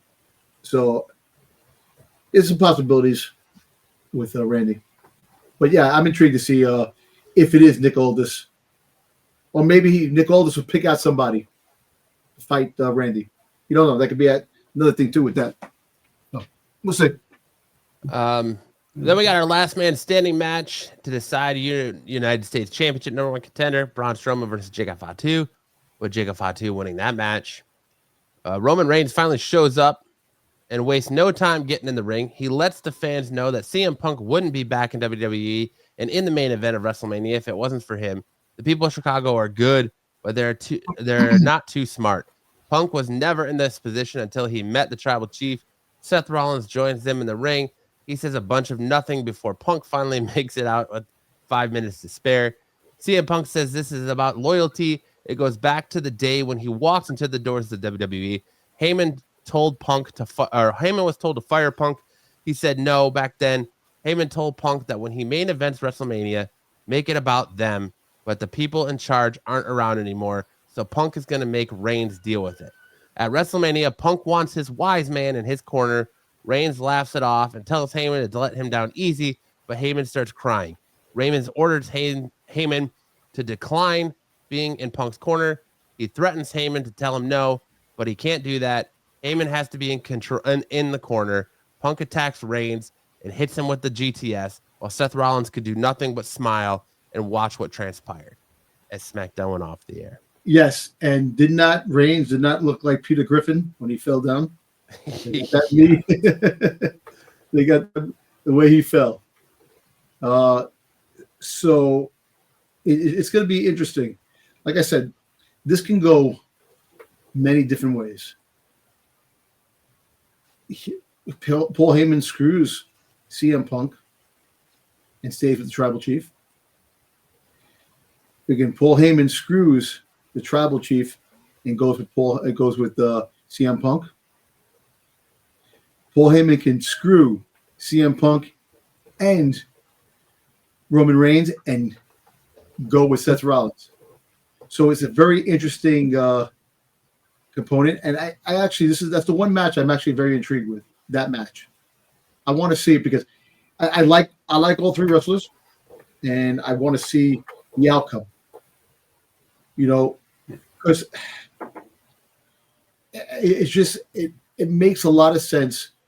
It makes a lot of sense for freaking goddamn Seth Rollins to finally go heel again. He's been through a lot. It's that, and who knows? Like I said, we don't know. You might get smacked. You might get the freaking Seth Rollins back on SmackDown when the draft comes, and he'll deal with Cody Rhodes. You have Randy Orton there too. So yeah, it could be interesting. I think they're gonna switch if Jey Uso wins, which I think he's going to. I think the draft you're gonna see him switch. You're gonna see Cody come to Raw, and Jey Uso go to SmackDown. No, yeah, that could be true. Definitely true. But all right, what's your overall opinions and ratings for last week's Friday Night SmackDown? Good time. Go Styx. Go for it then. I give it an A. I like the promos with CM Punk. The beginning promo, I like the ending, and it was very entertaining in between. I know the promo wasn't that good between Tiffany Stratton and Charlotte, but I like the friggin' real life insults. 0-3 and Kaiser's in my DMs type of thing. I like the personal shots at one another, even though it was kind of a little awkward and weird, but I like that. So I give it an A. Yeah, I'm going to give it an A as well for all the same reasons. The promo, the Tiffany, whether it went off script or not, I thought it was good. I thought the ending was, obviously her leaving the ring left it kind of flat, but I still think it was a good dig, and if it were prearranged, I give the whole show an A. Yeah, I give it an A. 5 matches, good amount of wrestling, good promos, great debut from Rey Fenix. I think A is a fair assessment. It's a fair shot. But again, it just sucks that the three-way match, the triple threat match between Rollins, Punk, and Reigns is overshadowing the world heavyweight championship, or the world championship match between John Cena and Cody Rhodes. Yeah. Like, your champion isn't even anywhere to be found. There's nothing to talk about wise, because that triple threat is being more talked about than your championship match. There's definitely more build up for the triple threat match than there is for Cena. Then we get into Monday Night Raw for April 7th, 2025. The show opens with Adam Pearce addressing the Women's World Championship situation. He invites Io Sky, which, Dom, did you like the booty shot on Io Sky they got? Yes. He invites Io Sky, Bianca Belair, and Rhea Ripley to the ring. Pierce admits that he was wrong to put Bianca Belair in the position to handle the title match last week, just like he was wrong to assume any of them could handle this. Therefore, he is making the title match at WrestleMania a triple threat. Bianca Belair points out how unfair it is that Rhea Ripley gets to do whatever she wants. True. Who gets added to the match. She isn't scared of her, and they'll go through her to become the champion. As Rhea Ripley tries to talk, Belair cuts her off and demands her to sign the contract. Io Sky gets pushed out of the way again, so she surprises them both with a springboard drop kick from the before signing the contract. A fatal four-way for the Intercontinental Championship is announced for WrestleMania. A Braun Breaker will defend against Penta, Finn Balor, and Dominic Mysterio backstage. The Judgment Day discussed them having doubled the chances to take the IC title at WrestleMania. Finn Balor tells Dominic that people say that he lacks killer instinct and is a loser, but he gets to prove everyone wrong tonight by beating Penta. Fingers crossed for the return of Demon Finn Balor. Right? Yeah. So it, like I said, the that whole thing with Rhea Ripley and Bianca Belair, and it's kind of true. You know, what they should have did was, if you really wanted to have it, you could have had a Bianca Belair and Rhea Ripley just go one-on-one with each other. Whoever wins goes to the card. You know, and you could have had a double count out. You could have had something like that instead of her just getting in the card itself. And then, like I said, that's, you know, the way they're playing this, Io Sky's still winning. She's going to win the belt. Yeah, I was going to say that they're telling me Io Sky's winning the belt without telling me Io Sky's winning the belt. And the fact that they're treating her like an afterthought is pretty much telling you Io Sky's winning the belt.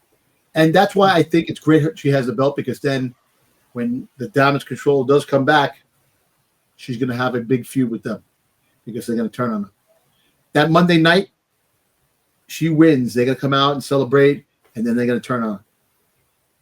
And that's what will be good for her. And then Rhea Ripley and Bianca Belair can definitely have their feud outside. Now, the whole thing is now Bianca Belair is still with SmackDown, right? I believe so. I believe so, yeah. Yeah, and Rhea Ripley is Raw. Why did she go to SmackDown, Rhea Ripley? No, she's on Raw. No, she's on Raw. Right? All right, so she's on Raw. And you see Adam Pearce made the mistake from Judgment Day. Yeah. Yeah. He said that by mistake. We'll remove we'll remove Charlotte saying that Tiffany Kaiser's in her DMs, but we won't remove Adam Pearce's mistake, huh? Yeah, exactly. You know, so I'd rather see a feud between Bianca Belair and freaking Rhea Ripley as a regular a feud that goes beyond this and get them away from the championship picture for now. I want new blood for championship gold, because all they've been doing is fighting for the championship gold, stuff like that, for the longest time. Move them on to something else. Then you get Oscar's coming back, and you're friggin' Dakota Kai. You're gonna have all them coming back and have them fight. Like, no more Bayley going after the championship either. Yeah, you're gonna have to go for the Intercontinental Championship, something like that. But you have a couple of different women now fighting for the thing, and then have, like I said, Io keep it. The whole thing with the triple threat match, you know, we talked about that many times. You know, it makes sense. And look, I know you have a different opinion than me. I think Dirty Dom wins, and that causes the rift between him and Finn, because Finn wants to win. That's where he screws Finn. I could see it, but I think they want to put the belt on Penta, and that's what they're going to do. You know what? But they probably would, because Penta, no. And I think Dom is only there to eat the pin. Dom is there to eat the pin to keep Braun Breaker looking strong, so they can have a little feud between Braun Breaker and Penta for the championship, and then Dom and Finn will have their little feud. But I think that's the reason Dom's there to eat that pin, to keep everyone looking strong. Yeah. And I kind of think it's mostly for the feud with Dom and Finn, because of that whole Judgment Day's cracking as we see every week. Finn doesn't trust or believe what they're doing. this is what I think happened. I think Carlito takes out Finn. I think that starts Finn, and then Dom gets involved. Yeah, I think Carlito is with Dirty Dom. You know, Carlito's going to need the Undertaker to raise him up out of the dead. After that spear. But what if it's JD McDonough that comes back and takes out Finn and turns on Finn Balor? Mm-hmm. Yeah, that could be true too. I just want to see Demon Finn Balor at WrestleMania. Yeah, he's got to come back. I think that was one of the biggest mistakes McMahon did, take that away from Finn. Man, that was a great thing. The Demon Finn Balor was awesome. I actually have that Funko Pop somewhere in my storage unit. I like that. Then we had the Women's Intercontinental Championship was defended by Lyra Valkyria versus Bayley, with Lyra Valkyria retaining. A frustrated Bayley refused to shake Lyra's hand, but she changed her mind and hugs her instead. During the break, Ludwig Kaiser addresses the elephant in the room and what everyone is thinking about. He is the fastest rising star in WWE, and he is being overlooked. Last week, he was a threat. This week, it's a promise. While trying to answer questions about Logan Paul, AJ Styles is interrupted by Karrion Kross again, but he isn't having any of it and angers Kross, challenging him to a match next week on Raw. The way SmackDown or the way Raw is handling its commercial, because it's like, if you pay for ad free, they give you like an extra promo or extra little something between the commercials. And if you're on the ad tier, you get commercials. But sometimes it's like weird the way they cut it. Like I think it was this week they were talking to Raquel and Liv, and then it cut back to, and Michael Cole was like, oh, well, that was supposed to be some like extra stuff. We're officially back now. So it's like they cut back in while that promo was going on to the actual show. So it's just weird the way Netflix is handling this. Yeah. Yeah. You know, I guess, you know, things happen. You know, it seems like that sounds like amateur hour, if you really think about it, when it comes to certain things. That they in the middle of something, they don't know what to do, and then they go back. You know, it happens more often than not. It does happen a lot more than it should. And I've been seeing these channels on YouTube with their clickbaity titles of Raw canceled on Netflix, going back to USA Network. Yep. They're not. They got a 5-year deal. I understand anything could happen, but first of all, they paid billions of dollars for Raw. They're not going back to USA Network. USA Network would have to agree to pay them X amount of money. USA Network didn't want to do that in the first place, so therefore they're not going to go back to USA. Listen, and the next overhaul, I can see Netflix taking SmackDown too down the road, because USA only owns SmackDown in the United States. SmackDown is on Netflix in every other country, so they're not going to move away from this. They've invested so much in it. Yeah, it's early. It's only been 4 months. Like, they'll get all the kinks worked out. It'll get figured out, but don't believe the hype of Raw canceled on Netflix going back to USA Network. Is going to be showing football games, baseball games, basketball games down the road. They're going to be getting these big contracts. Netflix is going to be a global phenomenon when it comes to it's going to be your one-stop shop for entertainment. Oh yeah, definitely. Live and otherwise. Like, exactly. I wouldn't be surprised if they end up with like the NFL Sunday Ticket after the tickets deal with YouTube TV is done. Like, I think Netflix is just going to be the big entertainment thing going forward, even more than it is now. Yeah, because, and you know what?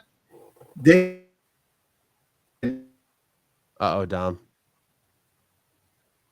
Dom's frozen.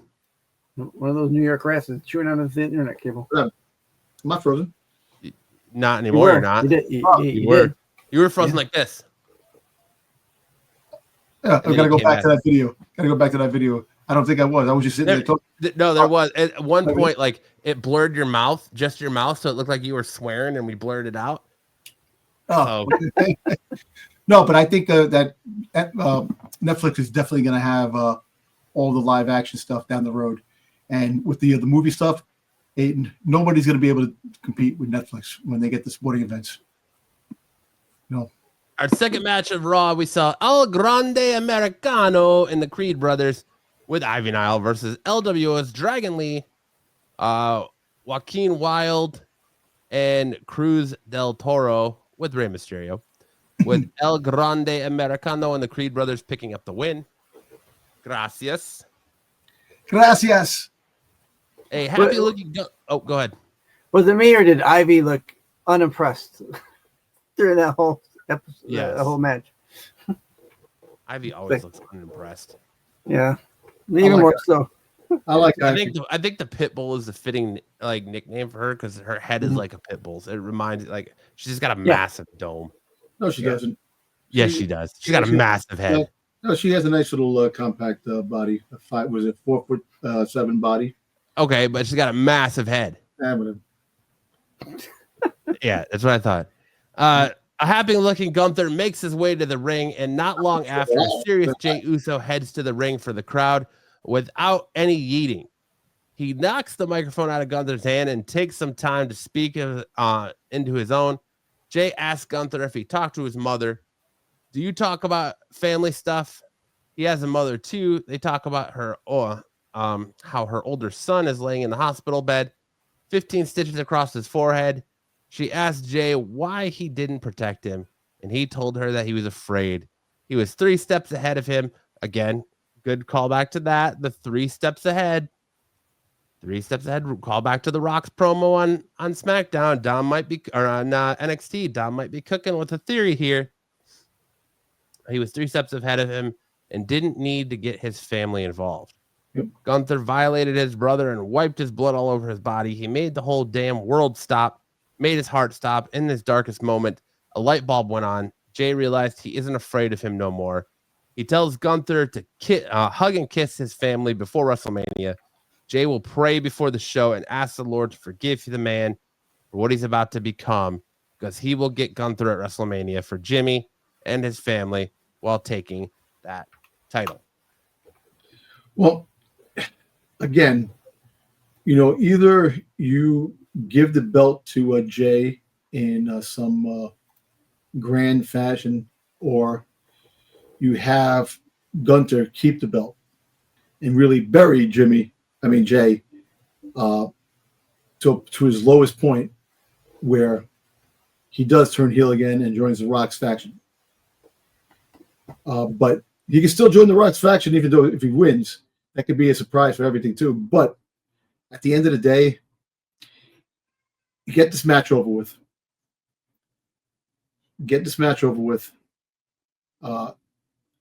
Let this end and move on after this, and then you can build a bigger, better story moving forward, because it was great in the beginning and it just really fizzled out, man. It fizzled out really, really fast.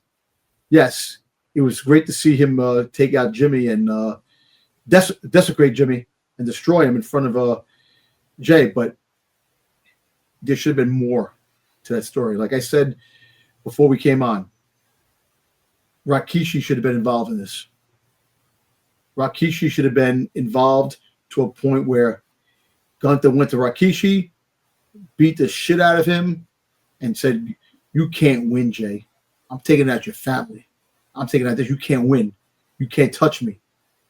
And it would have built up more of an intense moment in WrestleMania. But they did it the way they did it, and I just want to see this match end and be over with, because I am not intrigued with this match anymore.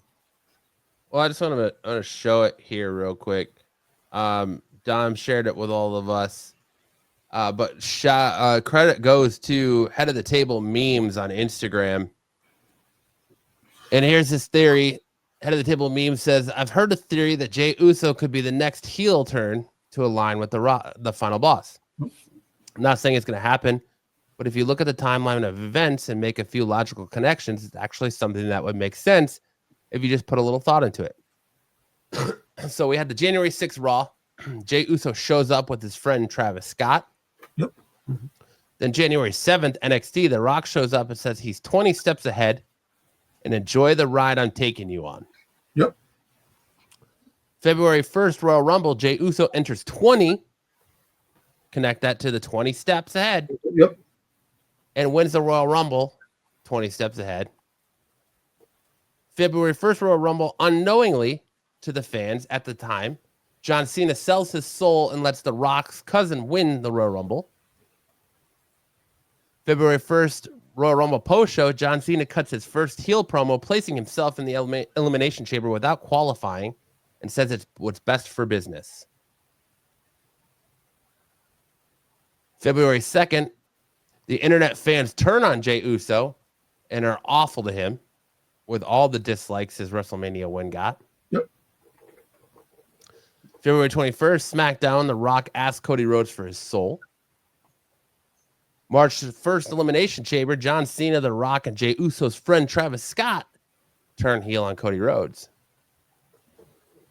March 17th, Raw, John Cena says the fickle fans have been awful to him. Same fans who have been awful to Jey Uso. Yep. The Rock held up 2 when Cena aligned with him. What if Jey Uso aligned with The Rock next and hits the ooses to his haters? Yep. The Rock said he wants someone to be his champion. What if he ends up with both champions? Yeah. Just a little, something to click Conspiracy. The conspiracy wheel. It sounds legit. Excuse me. It sounds legit, and it makes a lot of sense. But we'll see. We'll see. It sounds definitely probable. That's what I'll say. Yeah. Oh, 100%, I think. 100% probable. Yeah. We got a WWE Tag Team Championship, War Raiders versus the New Day, with the winner of the War Raiders via DQ. After the match, the New Day beat up the War Raiders with steel chairs. Then we had our main event of the night. So Raw only had 4 matches this week. We had Penta versus Dominic Mysterio with Carlito, with the winner being Penta. Braun Breaker enters. He spears the life out of Carlito and Dominic Mysterio before being surprised by Finn Balor, who then picks up the IC title and holds it up high. Breaker recovers and attempts to spear Balor, but Balor rolls out of the way and retreats. During the break, Chad Gable apologizes for not being able to wrestle tonight, but at least they got to see his boy and the fastest rising star in WWE, El Grande Americano, get a win over the LWO. Paul Heyman is in the ring and would like to address things so they can move on to WrestleMania. He will always be loyal to his tribal chief, Roman Reigns, and he will also be loyal to his best friend, CM Punk. Just because he is loyal to both of them does not mean he will ever be disloyal to them. Before he can make things perfectly clear, he is interrupted by Seth Rollins. He wants to ask Paul Heyman a question. Whose side is he on? Will be the best friend or the wise man? He's trying to convince everyone he can do both, but he's neither. Roman Reigns doesn't give a damn about Heyman. He just wants him to serve and has no respect. After Reigns lost his title, he disrespected and didn't take Heyman with him. Instead, Roman Reigns left Solo Sikoa's bloodline, and they mistreated him like the scum of the earth. Did Roman Reigns come to rescue him? No. He left him to be misled and abused in front of his children. They had to watch him be put through a table because Roman Reigns doesn't care. Do you know who else doesn't care and wasn't there to rescue him? CM Punk. Best friends love each other. They don't use each other when it's convenient. When Punk walked 10 years ago, he walked out on Heyman as well. He didn't take Paul with him, and when he came back, he didn't embrace Heyman and take him along with for the ride. No, at War Games, Punk was not the first choice to be on the team. Rollins was. He declined. Punk was the last and only choice, and he only did so because he could use Heyman to get a favor. Punk is not his best friend and loves no one but himself. Rollins feels bad for Heyman. He's in a very difficult position between the rock and a hard place. The easiest solution is if he just removed himself from the situation entirely, but he can't do that because he won't betray them. If only there was a way to remove him. Rollins would see it as a privilege to remove him from the situation right here, right now.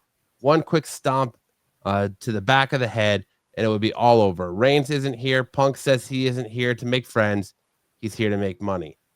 So how much is Paul Heyman worth? Rollins attested to how much he's worth by slapping him. Heyman yells at Seth to put not to put his hands on him again.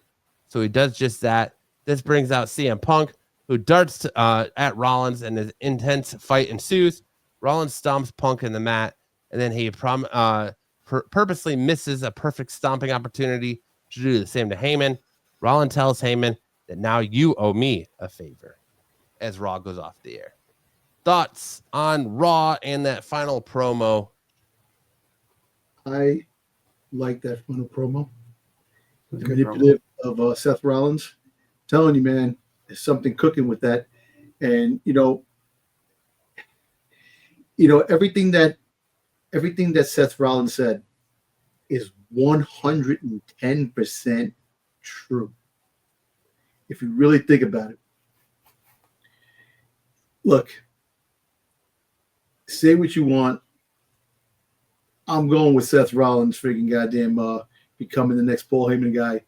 As Paul Heyman walks away, goes with him and betrays both of them. If they go another way, that's fine. But I really like that promo at the end. I really like the fact that Paul Heyman was trying to stick up for himself and was getting pissed off that Seth Rollins was touching him and smacked him. And I like the fact that Seth Rollins got to friggin' stomp the shit out of CM Punk. Yeah, I definitely give Raw an A+. An A+ because of the promos and the spear of a fucking lifetime. I definitely give it an A+. And like I said, both shows were great this week, and I enjoyed them. And A and A+ I think is a damn good a good start for these shows heading into Mania. Styx?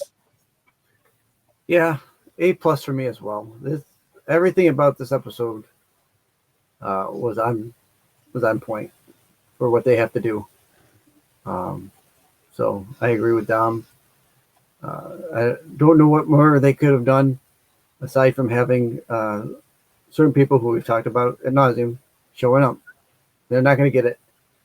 If they're going to get it this Friday, Monday, leading into the week of, maybe. But A+ for me as well. This show was good. This is real quick. Yeah, go. I'm sorry. No one talks about the backstage segment with AJ Styles and Karrion Kross. Karrion Kross. Mm-hmm. So you think about that, that could play into the factor of the Logan Paul and AJ Styles match at WrestleMania. Maybe. It sucks right now. His contract, their contract is coming to an end, and I hope they renew Karrion Kross's contract. Even though he's not wrestling a lot, he's just his manipulative ways and playing the devil in the back with all these wrestlers and watching these wrestlers change. From the time they're like, you're crazy. What are you talking about? And they just change their ways. We'll see about that. We'll happen, but definitely, like I said, A+. It was a great show. And yeah, for Karrion, I think his presence, even just backstage, has been good. It's great. So, Exactly. Yeah. I'm gonna give SmackDown Raw a B-. Hmm. Here's the thing. This is the penultimate Raw. It is the last show before the go-home show for WrestleMania. Mm-hmm. What did Raw give you? Other than that promo to, again, further push the Seth Rollins triple threat match over any of your other championship matches. You got a Home Alone-esque promo from Jey Uso. I'm not scared of you anymore. I'm not afraid of you anymore. There was no fireworks. There was nothing that really pushed WrestleMania nothing to drive the show into this grandiose. We all know that the go home shows right before a major pay-per-view, there's not a lot that happens. And so you had the penultimate episode. You had a chance to make things happen. I only gave it a B- because of the promo and the Braun Breaker spear. Otherwise, I'd probably be at a C. I don't really think Raw was that great. The main event wasn't that good. For Penta, him versus Dominic was kind of a dud match.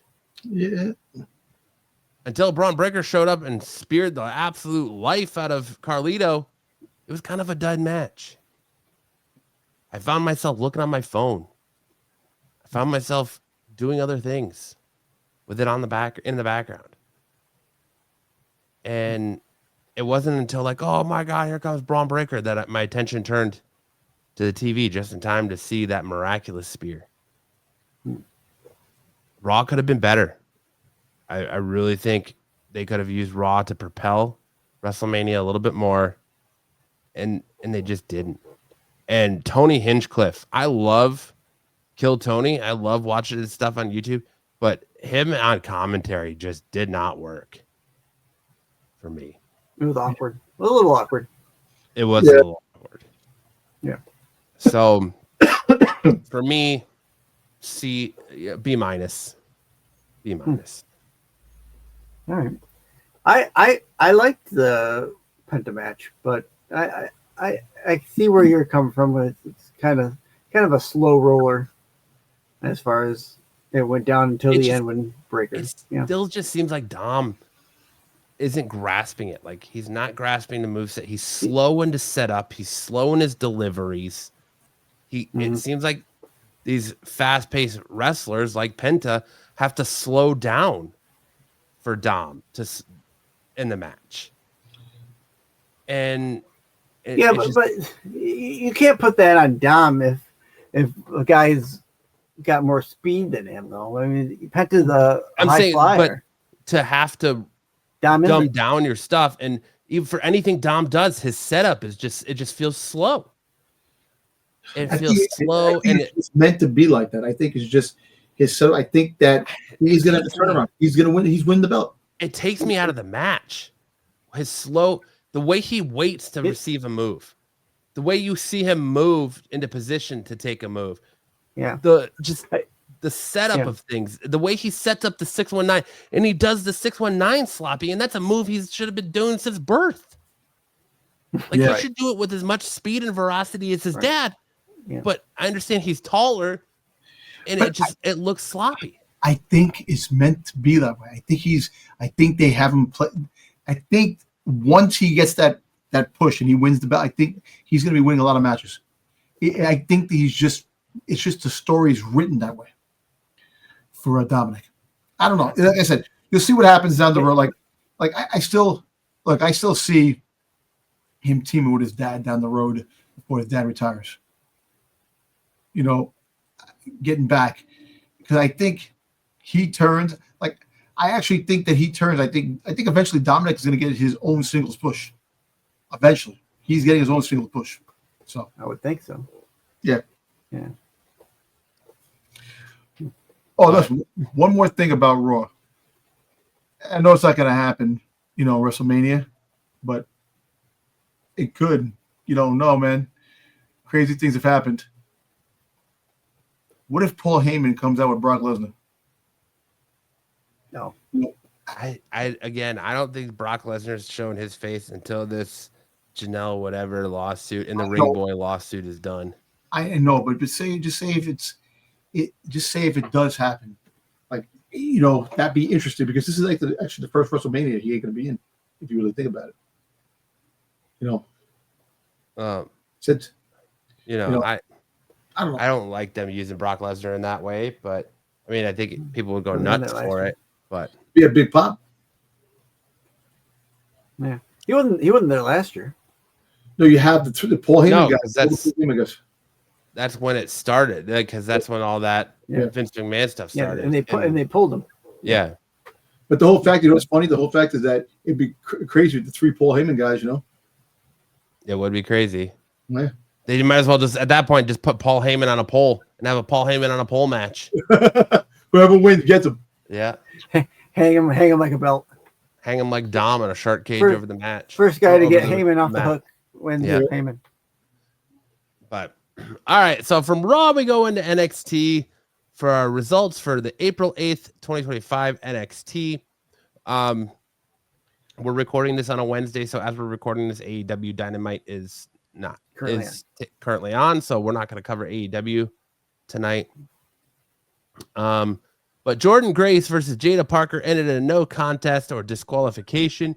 Nothing was announced, not that it makes a difference. After Stephanie Vauquier, who was ringside, got into the fight with both of them, Julia came out and temporarily made the save, but then laid out Vauquier and as well as posed with the title, she lost to La Primera. La Primera. Oh, how I love that that match. Stephanie was looking good in jeans, man. Yeah, she was. She was. Mm-hmm. Backstage, Swipe Right told Hank and Tank to take some notes. Walker and Ledger said they're not that desperate. Sean Spears talks about his loss to Ricky Saints and some future plans for the culling. We got a non-title tag team match. Fraxium defeated Swipe Right by pinfall. Backstage, Fallon Henley tried to take a qualifier match that was promised to Fatal Influence for herself. JC Jane thought she deserved it instead, but Jasmine next decided to volunteer herself. Jane and Henley were naturally upset about it. Then we got a Women's North American Championship ladder qualifier match. Solo Ruka defeated Nyx by pinfall. Sarah Schreiber interviewed Javon Evans, who said that if Trick Williams and Obafemi had listened to him in the first place about Dark State, they wouldn't be in this position tonight. They deal with Dark State and at Stand and Deliver, and he'll take the NXT Championship. When asked why she dropped Stephanie Vauquier, Julia said, at Stand and Deliver, no friends, rematch. Which is interesting because I thought she was hurt, but I guess maybe she wasn't as hurt as we thought she was. Maybe, like I said, maybe she had some personal things to take care of. That too.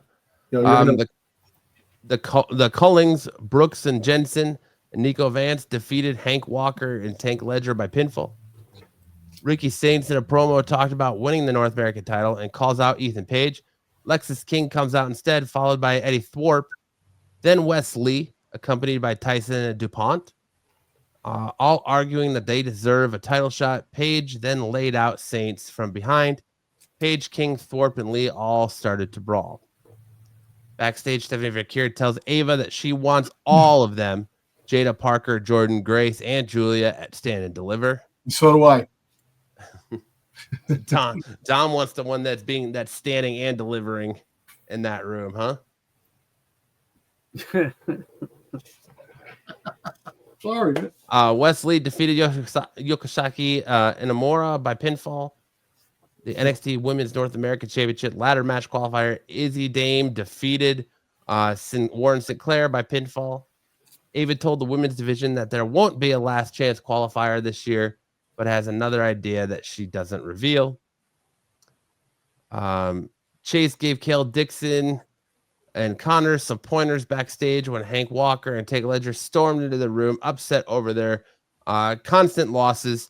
The Street Profits then popped up to try and give them a pep talk about how they need to be themselves and lean on each other rather than try to emulate other tag teams.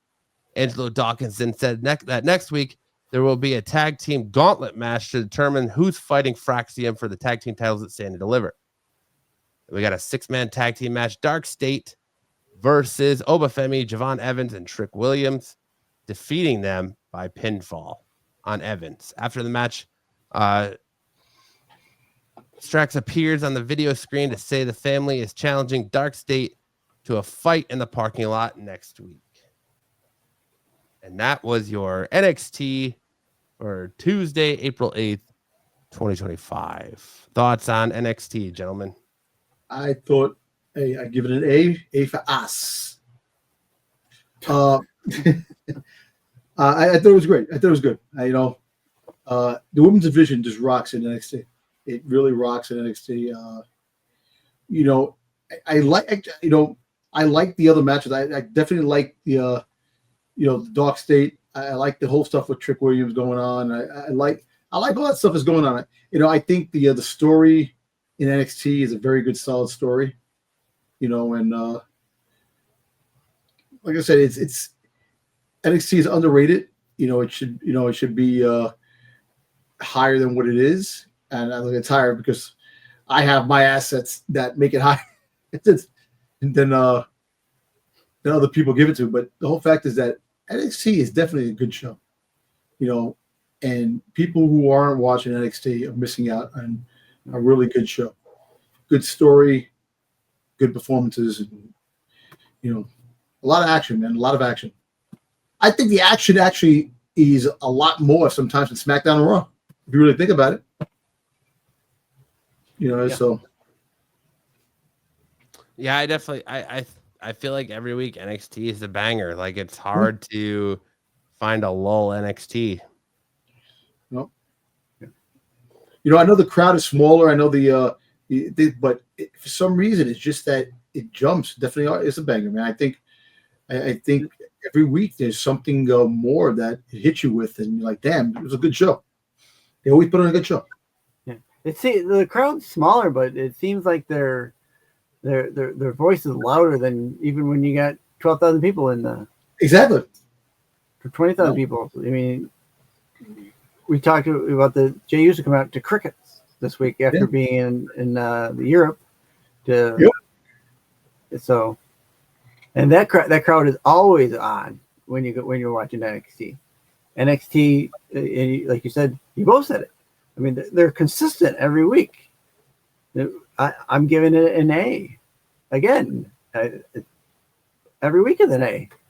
Yeah. So far. I mean, there hasn't been anything lower than an A, I don't think, since we started. A for assets, baby. I mean, you can't argue that the assets are nice. No. Tuck it in your waistband, Dom. Tuck it in your waistband. Sorry, man. Look, come on, man. Yeah. The consistency that they're giving us in NXT has to bleed over into the main rosters of Raw and SmackDown. It has to, because we're not getting consistency. Every week is a different up and down rating. Yep. So, Michaels and I guess it's Booker T that run NXT. Whatever they're doing, they need to key in on help the other brands, because they're doing it right, and the other brands are fumbling half the time. Yeah. And just know that Queen Charmel has given Booker T permission to be a horn dog. Oh yeah, I said I love that. I love that. King Booker. Yeah. But all right, like we said, we're pre-recording this show because Dom has a life and can't do it live on Thursday. So we are currently recording during AEW Dynamite, so we won't have a review on that. So now we'll hand it over to Dirty Dom to give us. Oh, go ahead. No, one more thing. You talk about King Booker, King Boner. King Boner, yeah. We hand it over to Dirty Dom to give us our spotlight. All right. Who's the spotlight gonna be? I don't know. Let's find see. out. Step into the ring. The crowd is low. Spotlight of a hero, standing fierce and proud. Who is Dom's spotlight this week? Yep. Saraya Paige. Since she's in the news about a potential return to WWE, I said, why not? Throw her a bone. And Heyo. You want to do more than just throw that bone at her, Dom. Jeez, man. You can't have me. Damn, lucky I wasn't working for these companies, man. Really. A little Saraya, Paige, that she definitely can bring back some good stuff to WWE, what they've been lacking. Like I said, good backstage prowess. A veteran can help the women, the younger women. And listen, you know what? Hey, who's to say that she does come back and Ava comes over to SmackDown as the new general manager, and she goes out to NXT to become the general manager of NXT? You don't know. Anything's possible in the world of WWE wrestling. So, all right, Dom. Fill us in on Saraya. All right. Saraya Jade Beavis was Butthead. I think it's Bevis. Bevis. Oh, Bevis. Oh, thank you. I think it's Bevis. I do. Bevis. Beavis. What's saying? Beavis. Bevis. That sounds better. Thank you. Thank you for correcting me. Yeah, so she was, she's a professional wrestler. She is known as Saraya in the All Elite Wrestling. When she was AEW for a little bit, she performed as Saraya. Saraya, and in WWE, she performed in the ring name as Paige. She was the youngest female champion in WWE history, two-time WWE Divas champion, the inaugural NXT Women's Champion. She also remains the only woman to hold both WWE and NXT Women's Championships simultaneously. And in AEW, she was a former AEW Women's Champion. So that's a little rundown on her short career. And that she had, a couple, some more of her little, ring names. Brittany Knight, Paige, Saraya. She was trained by Jason Cross, Ricky Knight. Roy Beavis. Bevis. Beavis is Beavis. Yeah. No, I know. I'm sorry. Hey, it happens, man. I can't pronounce names anyway either. So yeah. I mean, I just Jack Zodiac. So basically, this is more of her history. All right, we can go to the next page. All right, so she was so at the age of 13, she made a debut ring name, Brittany Knight, at 13 years old. Interesting. Her family, World Association of Wrestling, the WAW promotion. And she went on to serve champions in the European independent circuit. She also talent scouting England, WW signed her in 2011, and she began wrestling in development systems, dueling in the Florida Championship, the FCW in 20 I don't know how it came up in 2020 something. cut it off. Yeah, cut off. Yeah, that's right. So it says that later going on a winning streak in NXT. She made a surprise debut in the main roster in 2014. Immediately won the Divas Championship, making her the youngest Divas Championship at age 21.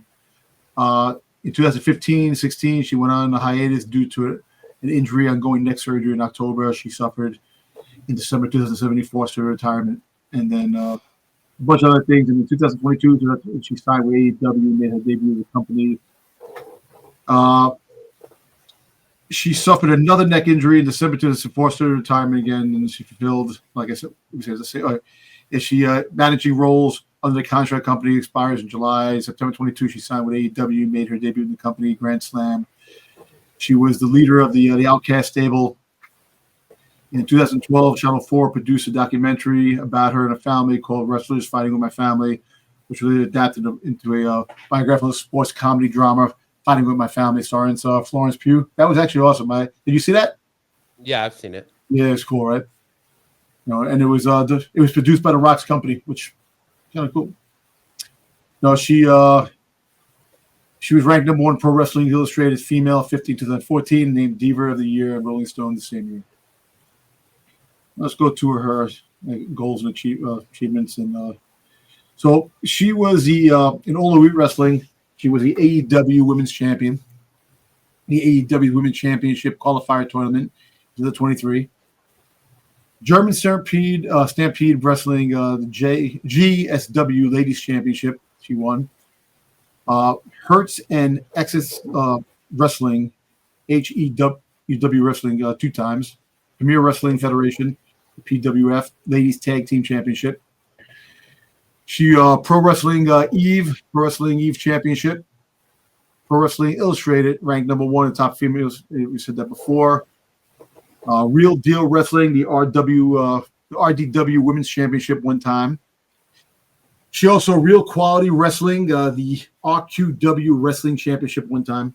Rolling Stones Diva of the Year in 2014.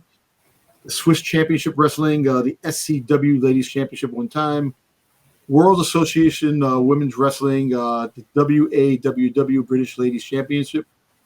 The WWA British Tag Team Championship. And the WAWW Hardcore Championship.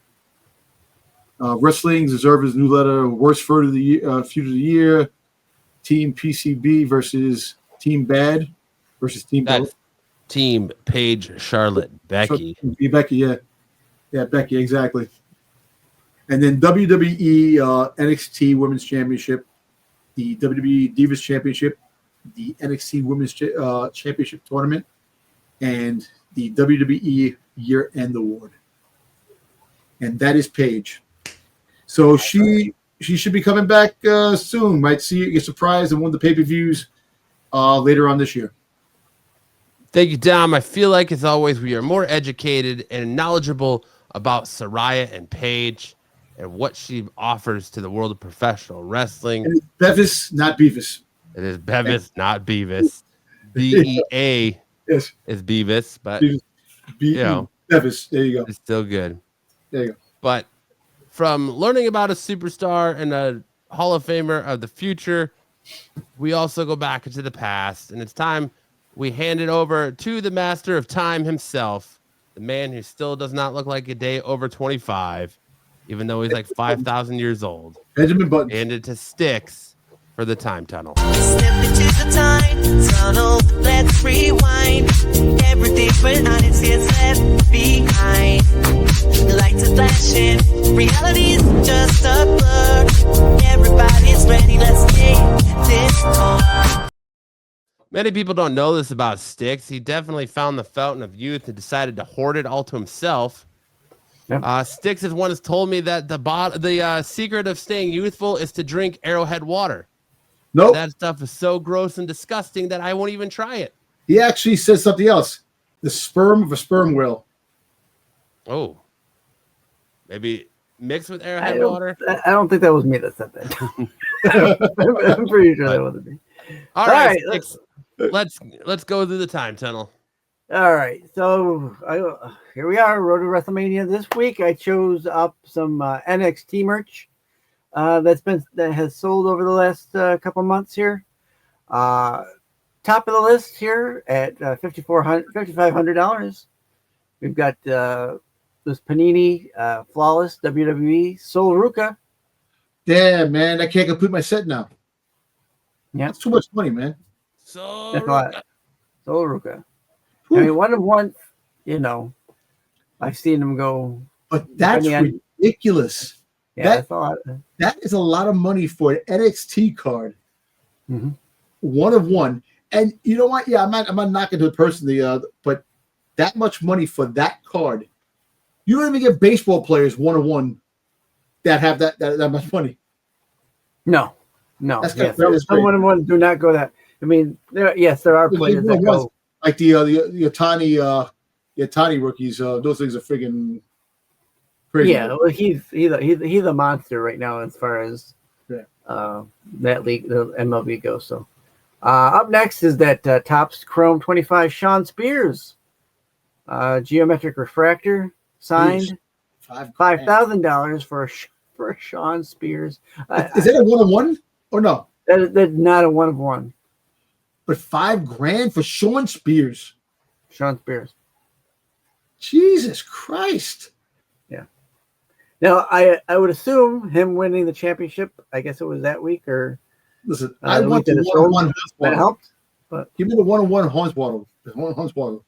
Give me that one-on-one Hornswoggle. Yeah. Well, damn, that's crazy. 5,000. Jeez, that's crazy prices, man. Yeah. Hey, up next on the. We got this BGS graded 9.5 to 10. Topps 2015 Alexa Bliss gold refractor autograph from NXT, $3,500. Damn. That doesn't surprise me. That's kind of like a rookie card, I guess. I don't know if there was any before this one, but it's kind of a. Yeah, it's before she was even with Buddy Murphy and in the like Freddy Krueger get up. Right. Crazy, man. 22 next is the 2022 Dakota Kai ringside, another one of one. Sorry, Dom. They're gone for it. $3,500 for Dakota Kai. Black Auto RA. Again, it doesn't seem like, to me, I'm not paying $3,500 for a card anyway. All king aside, and not knocking. It's a 1-on-1 so you know. Yeah, being a 1-of-1, I get it. Do you think that she is the one that bought that card? You think she bought her own card? Because a lot of wrestlers don't look for their 1-on-1 cards, and the same thing with sports players. If you find the 1-on-1, they're willing to pay for that card. There was when Topps just recently had the was it Penta or was it Tiffany had put out that she wanted whoever found the 1-of-1, she wanted to buy it, or Penta wanted to buy it. Can't remember which one it was, but so that doesn't that you might be onto something there, Don, because that's I don't think that's out of the realm of them having it for themselves. Just think about it. I'm not knocking the girl. I'm not knocking Dakota Kai because me and Matt are both Dakota Kai fans. We love Dakota Kai. You know, the whole fact is just that I look at the fact that who's going to spend $3,500 for Dakota Kai autograph unless you're collecting the entire set and you want all the 1-on-1. It's a 1-on-1, but who is spending this money just to buy that card? You know, the card hobby is insane, man. It is, man. Yeah. All right. Here we got sold on February 3rd. We got Blair Davenport, NXT, signed ring-worn gear from Worlds Collide, certified by JSA. The whole outfit sold for $2,500. And I bet you I know what they did with it. Come on, Dom. Say it. I bet you know what I didn't say. I know exactly where you were going. Really? I know exactly where you're going with that. I mean, it'll take a certain size person. That's all I'm going to say, Dom, to fit into that outfit. It ain't about fitting into the outfit. Thank you. Okay. It's about the essence left on the outfit. Oh, yeah. Okay, I see where you're going with that. Wow, that's a whole different thing then. Absolutely. Get my mind out of the ring gutter. There you go. Yeah. All right. Well, moving on. Lastly, here we sold March 24th. Stephanie Vacour signed women's NXT and North American belts. I believe these are replicas. $24.99. That is low, and whoever bought that got a good deal on that, because let me tell you something. Those belts, when she comes into the main roster, she's gonna freaking kill it in the main roster. And damn, guy got lucky. One bid, yeah. That, and you know what? 24. That you're talking about easy, close to freaking $5,000, $6,000, $7,000, $8,000 down the road, man. That's it. He's gonna probably resell those again, but that was a good price to get it for, and that's really cheap. Now I don't normally go out to buy belts, but maybe Matt can help us here. How much do the replica belts usually run, Matt? About $500? Anywhere between $300 to $500, depending on the title belt. Okay. So right there, I mean, that's 2 times or 1.5 times your buy-in if it was $500. So I think you're right. I think this is low, but I think the investment on this, if you're going to flip it when she gets to the main roster, I think it'll be better. Yeah, I agree with that. thank you for watching. I think we've already said it already. Next week, I will not have a tunnel, but we will be doing our WrestleMania prediction show. I'll be doing another game with it. So watch out for that. Yep. Matt, whatever else you want to talk up on it, feel free. Yeah, you might see some familiar faces. We might potentially have Pete and Double O from Renovision on next week as we run through, as Styx just so eloquently put, we're not going to have a normal show next week, so we won't be reviewing the shows.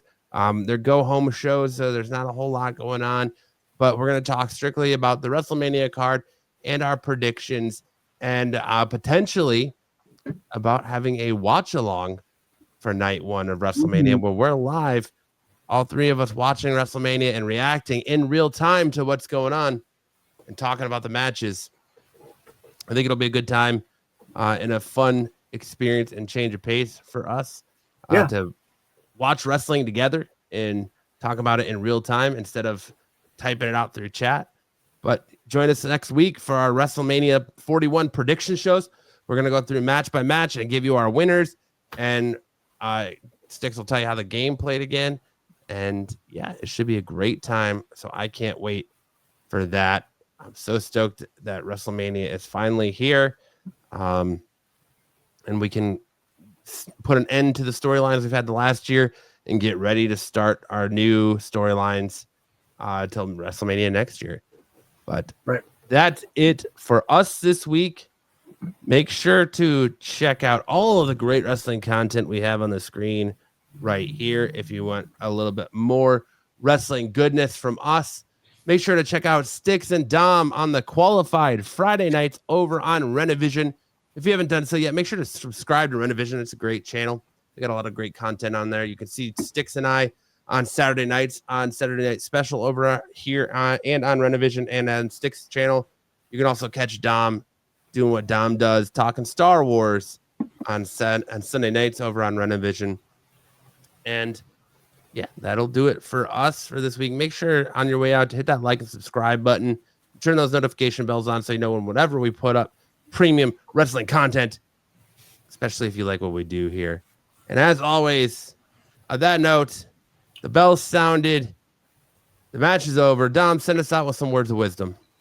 Come WrestleMania, who will own the rights to the wise man? And that should be a very interesting topic, because we all know that Roman Reigns held him for how many? For 3 years. He was the wise man for Roman Reigns for about 3 years, 3+ years. Almost 4. You know, he was CM Punk. He was the wise man to CM Punk in the beginning. Mm-hmm. Now it's Seth Rollins' turn, and I'm sticking to that. Seth Rollins will be the one that owns the rights to the wise man come WrestleMania. I'm not really sure what the words of wisdom in there are, but but I just want you to understand. Look between the words in the promos, what people say. Don't look at what's going on. Look at the word. Try to look at the words, not hear the words. Look at the words. I know it sounds crazy, and you'll find the story. What definitely is going to happen. I'm looking at the words, and they say, "Good night, everybody."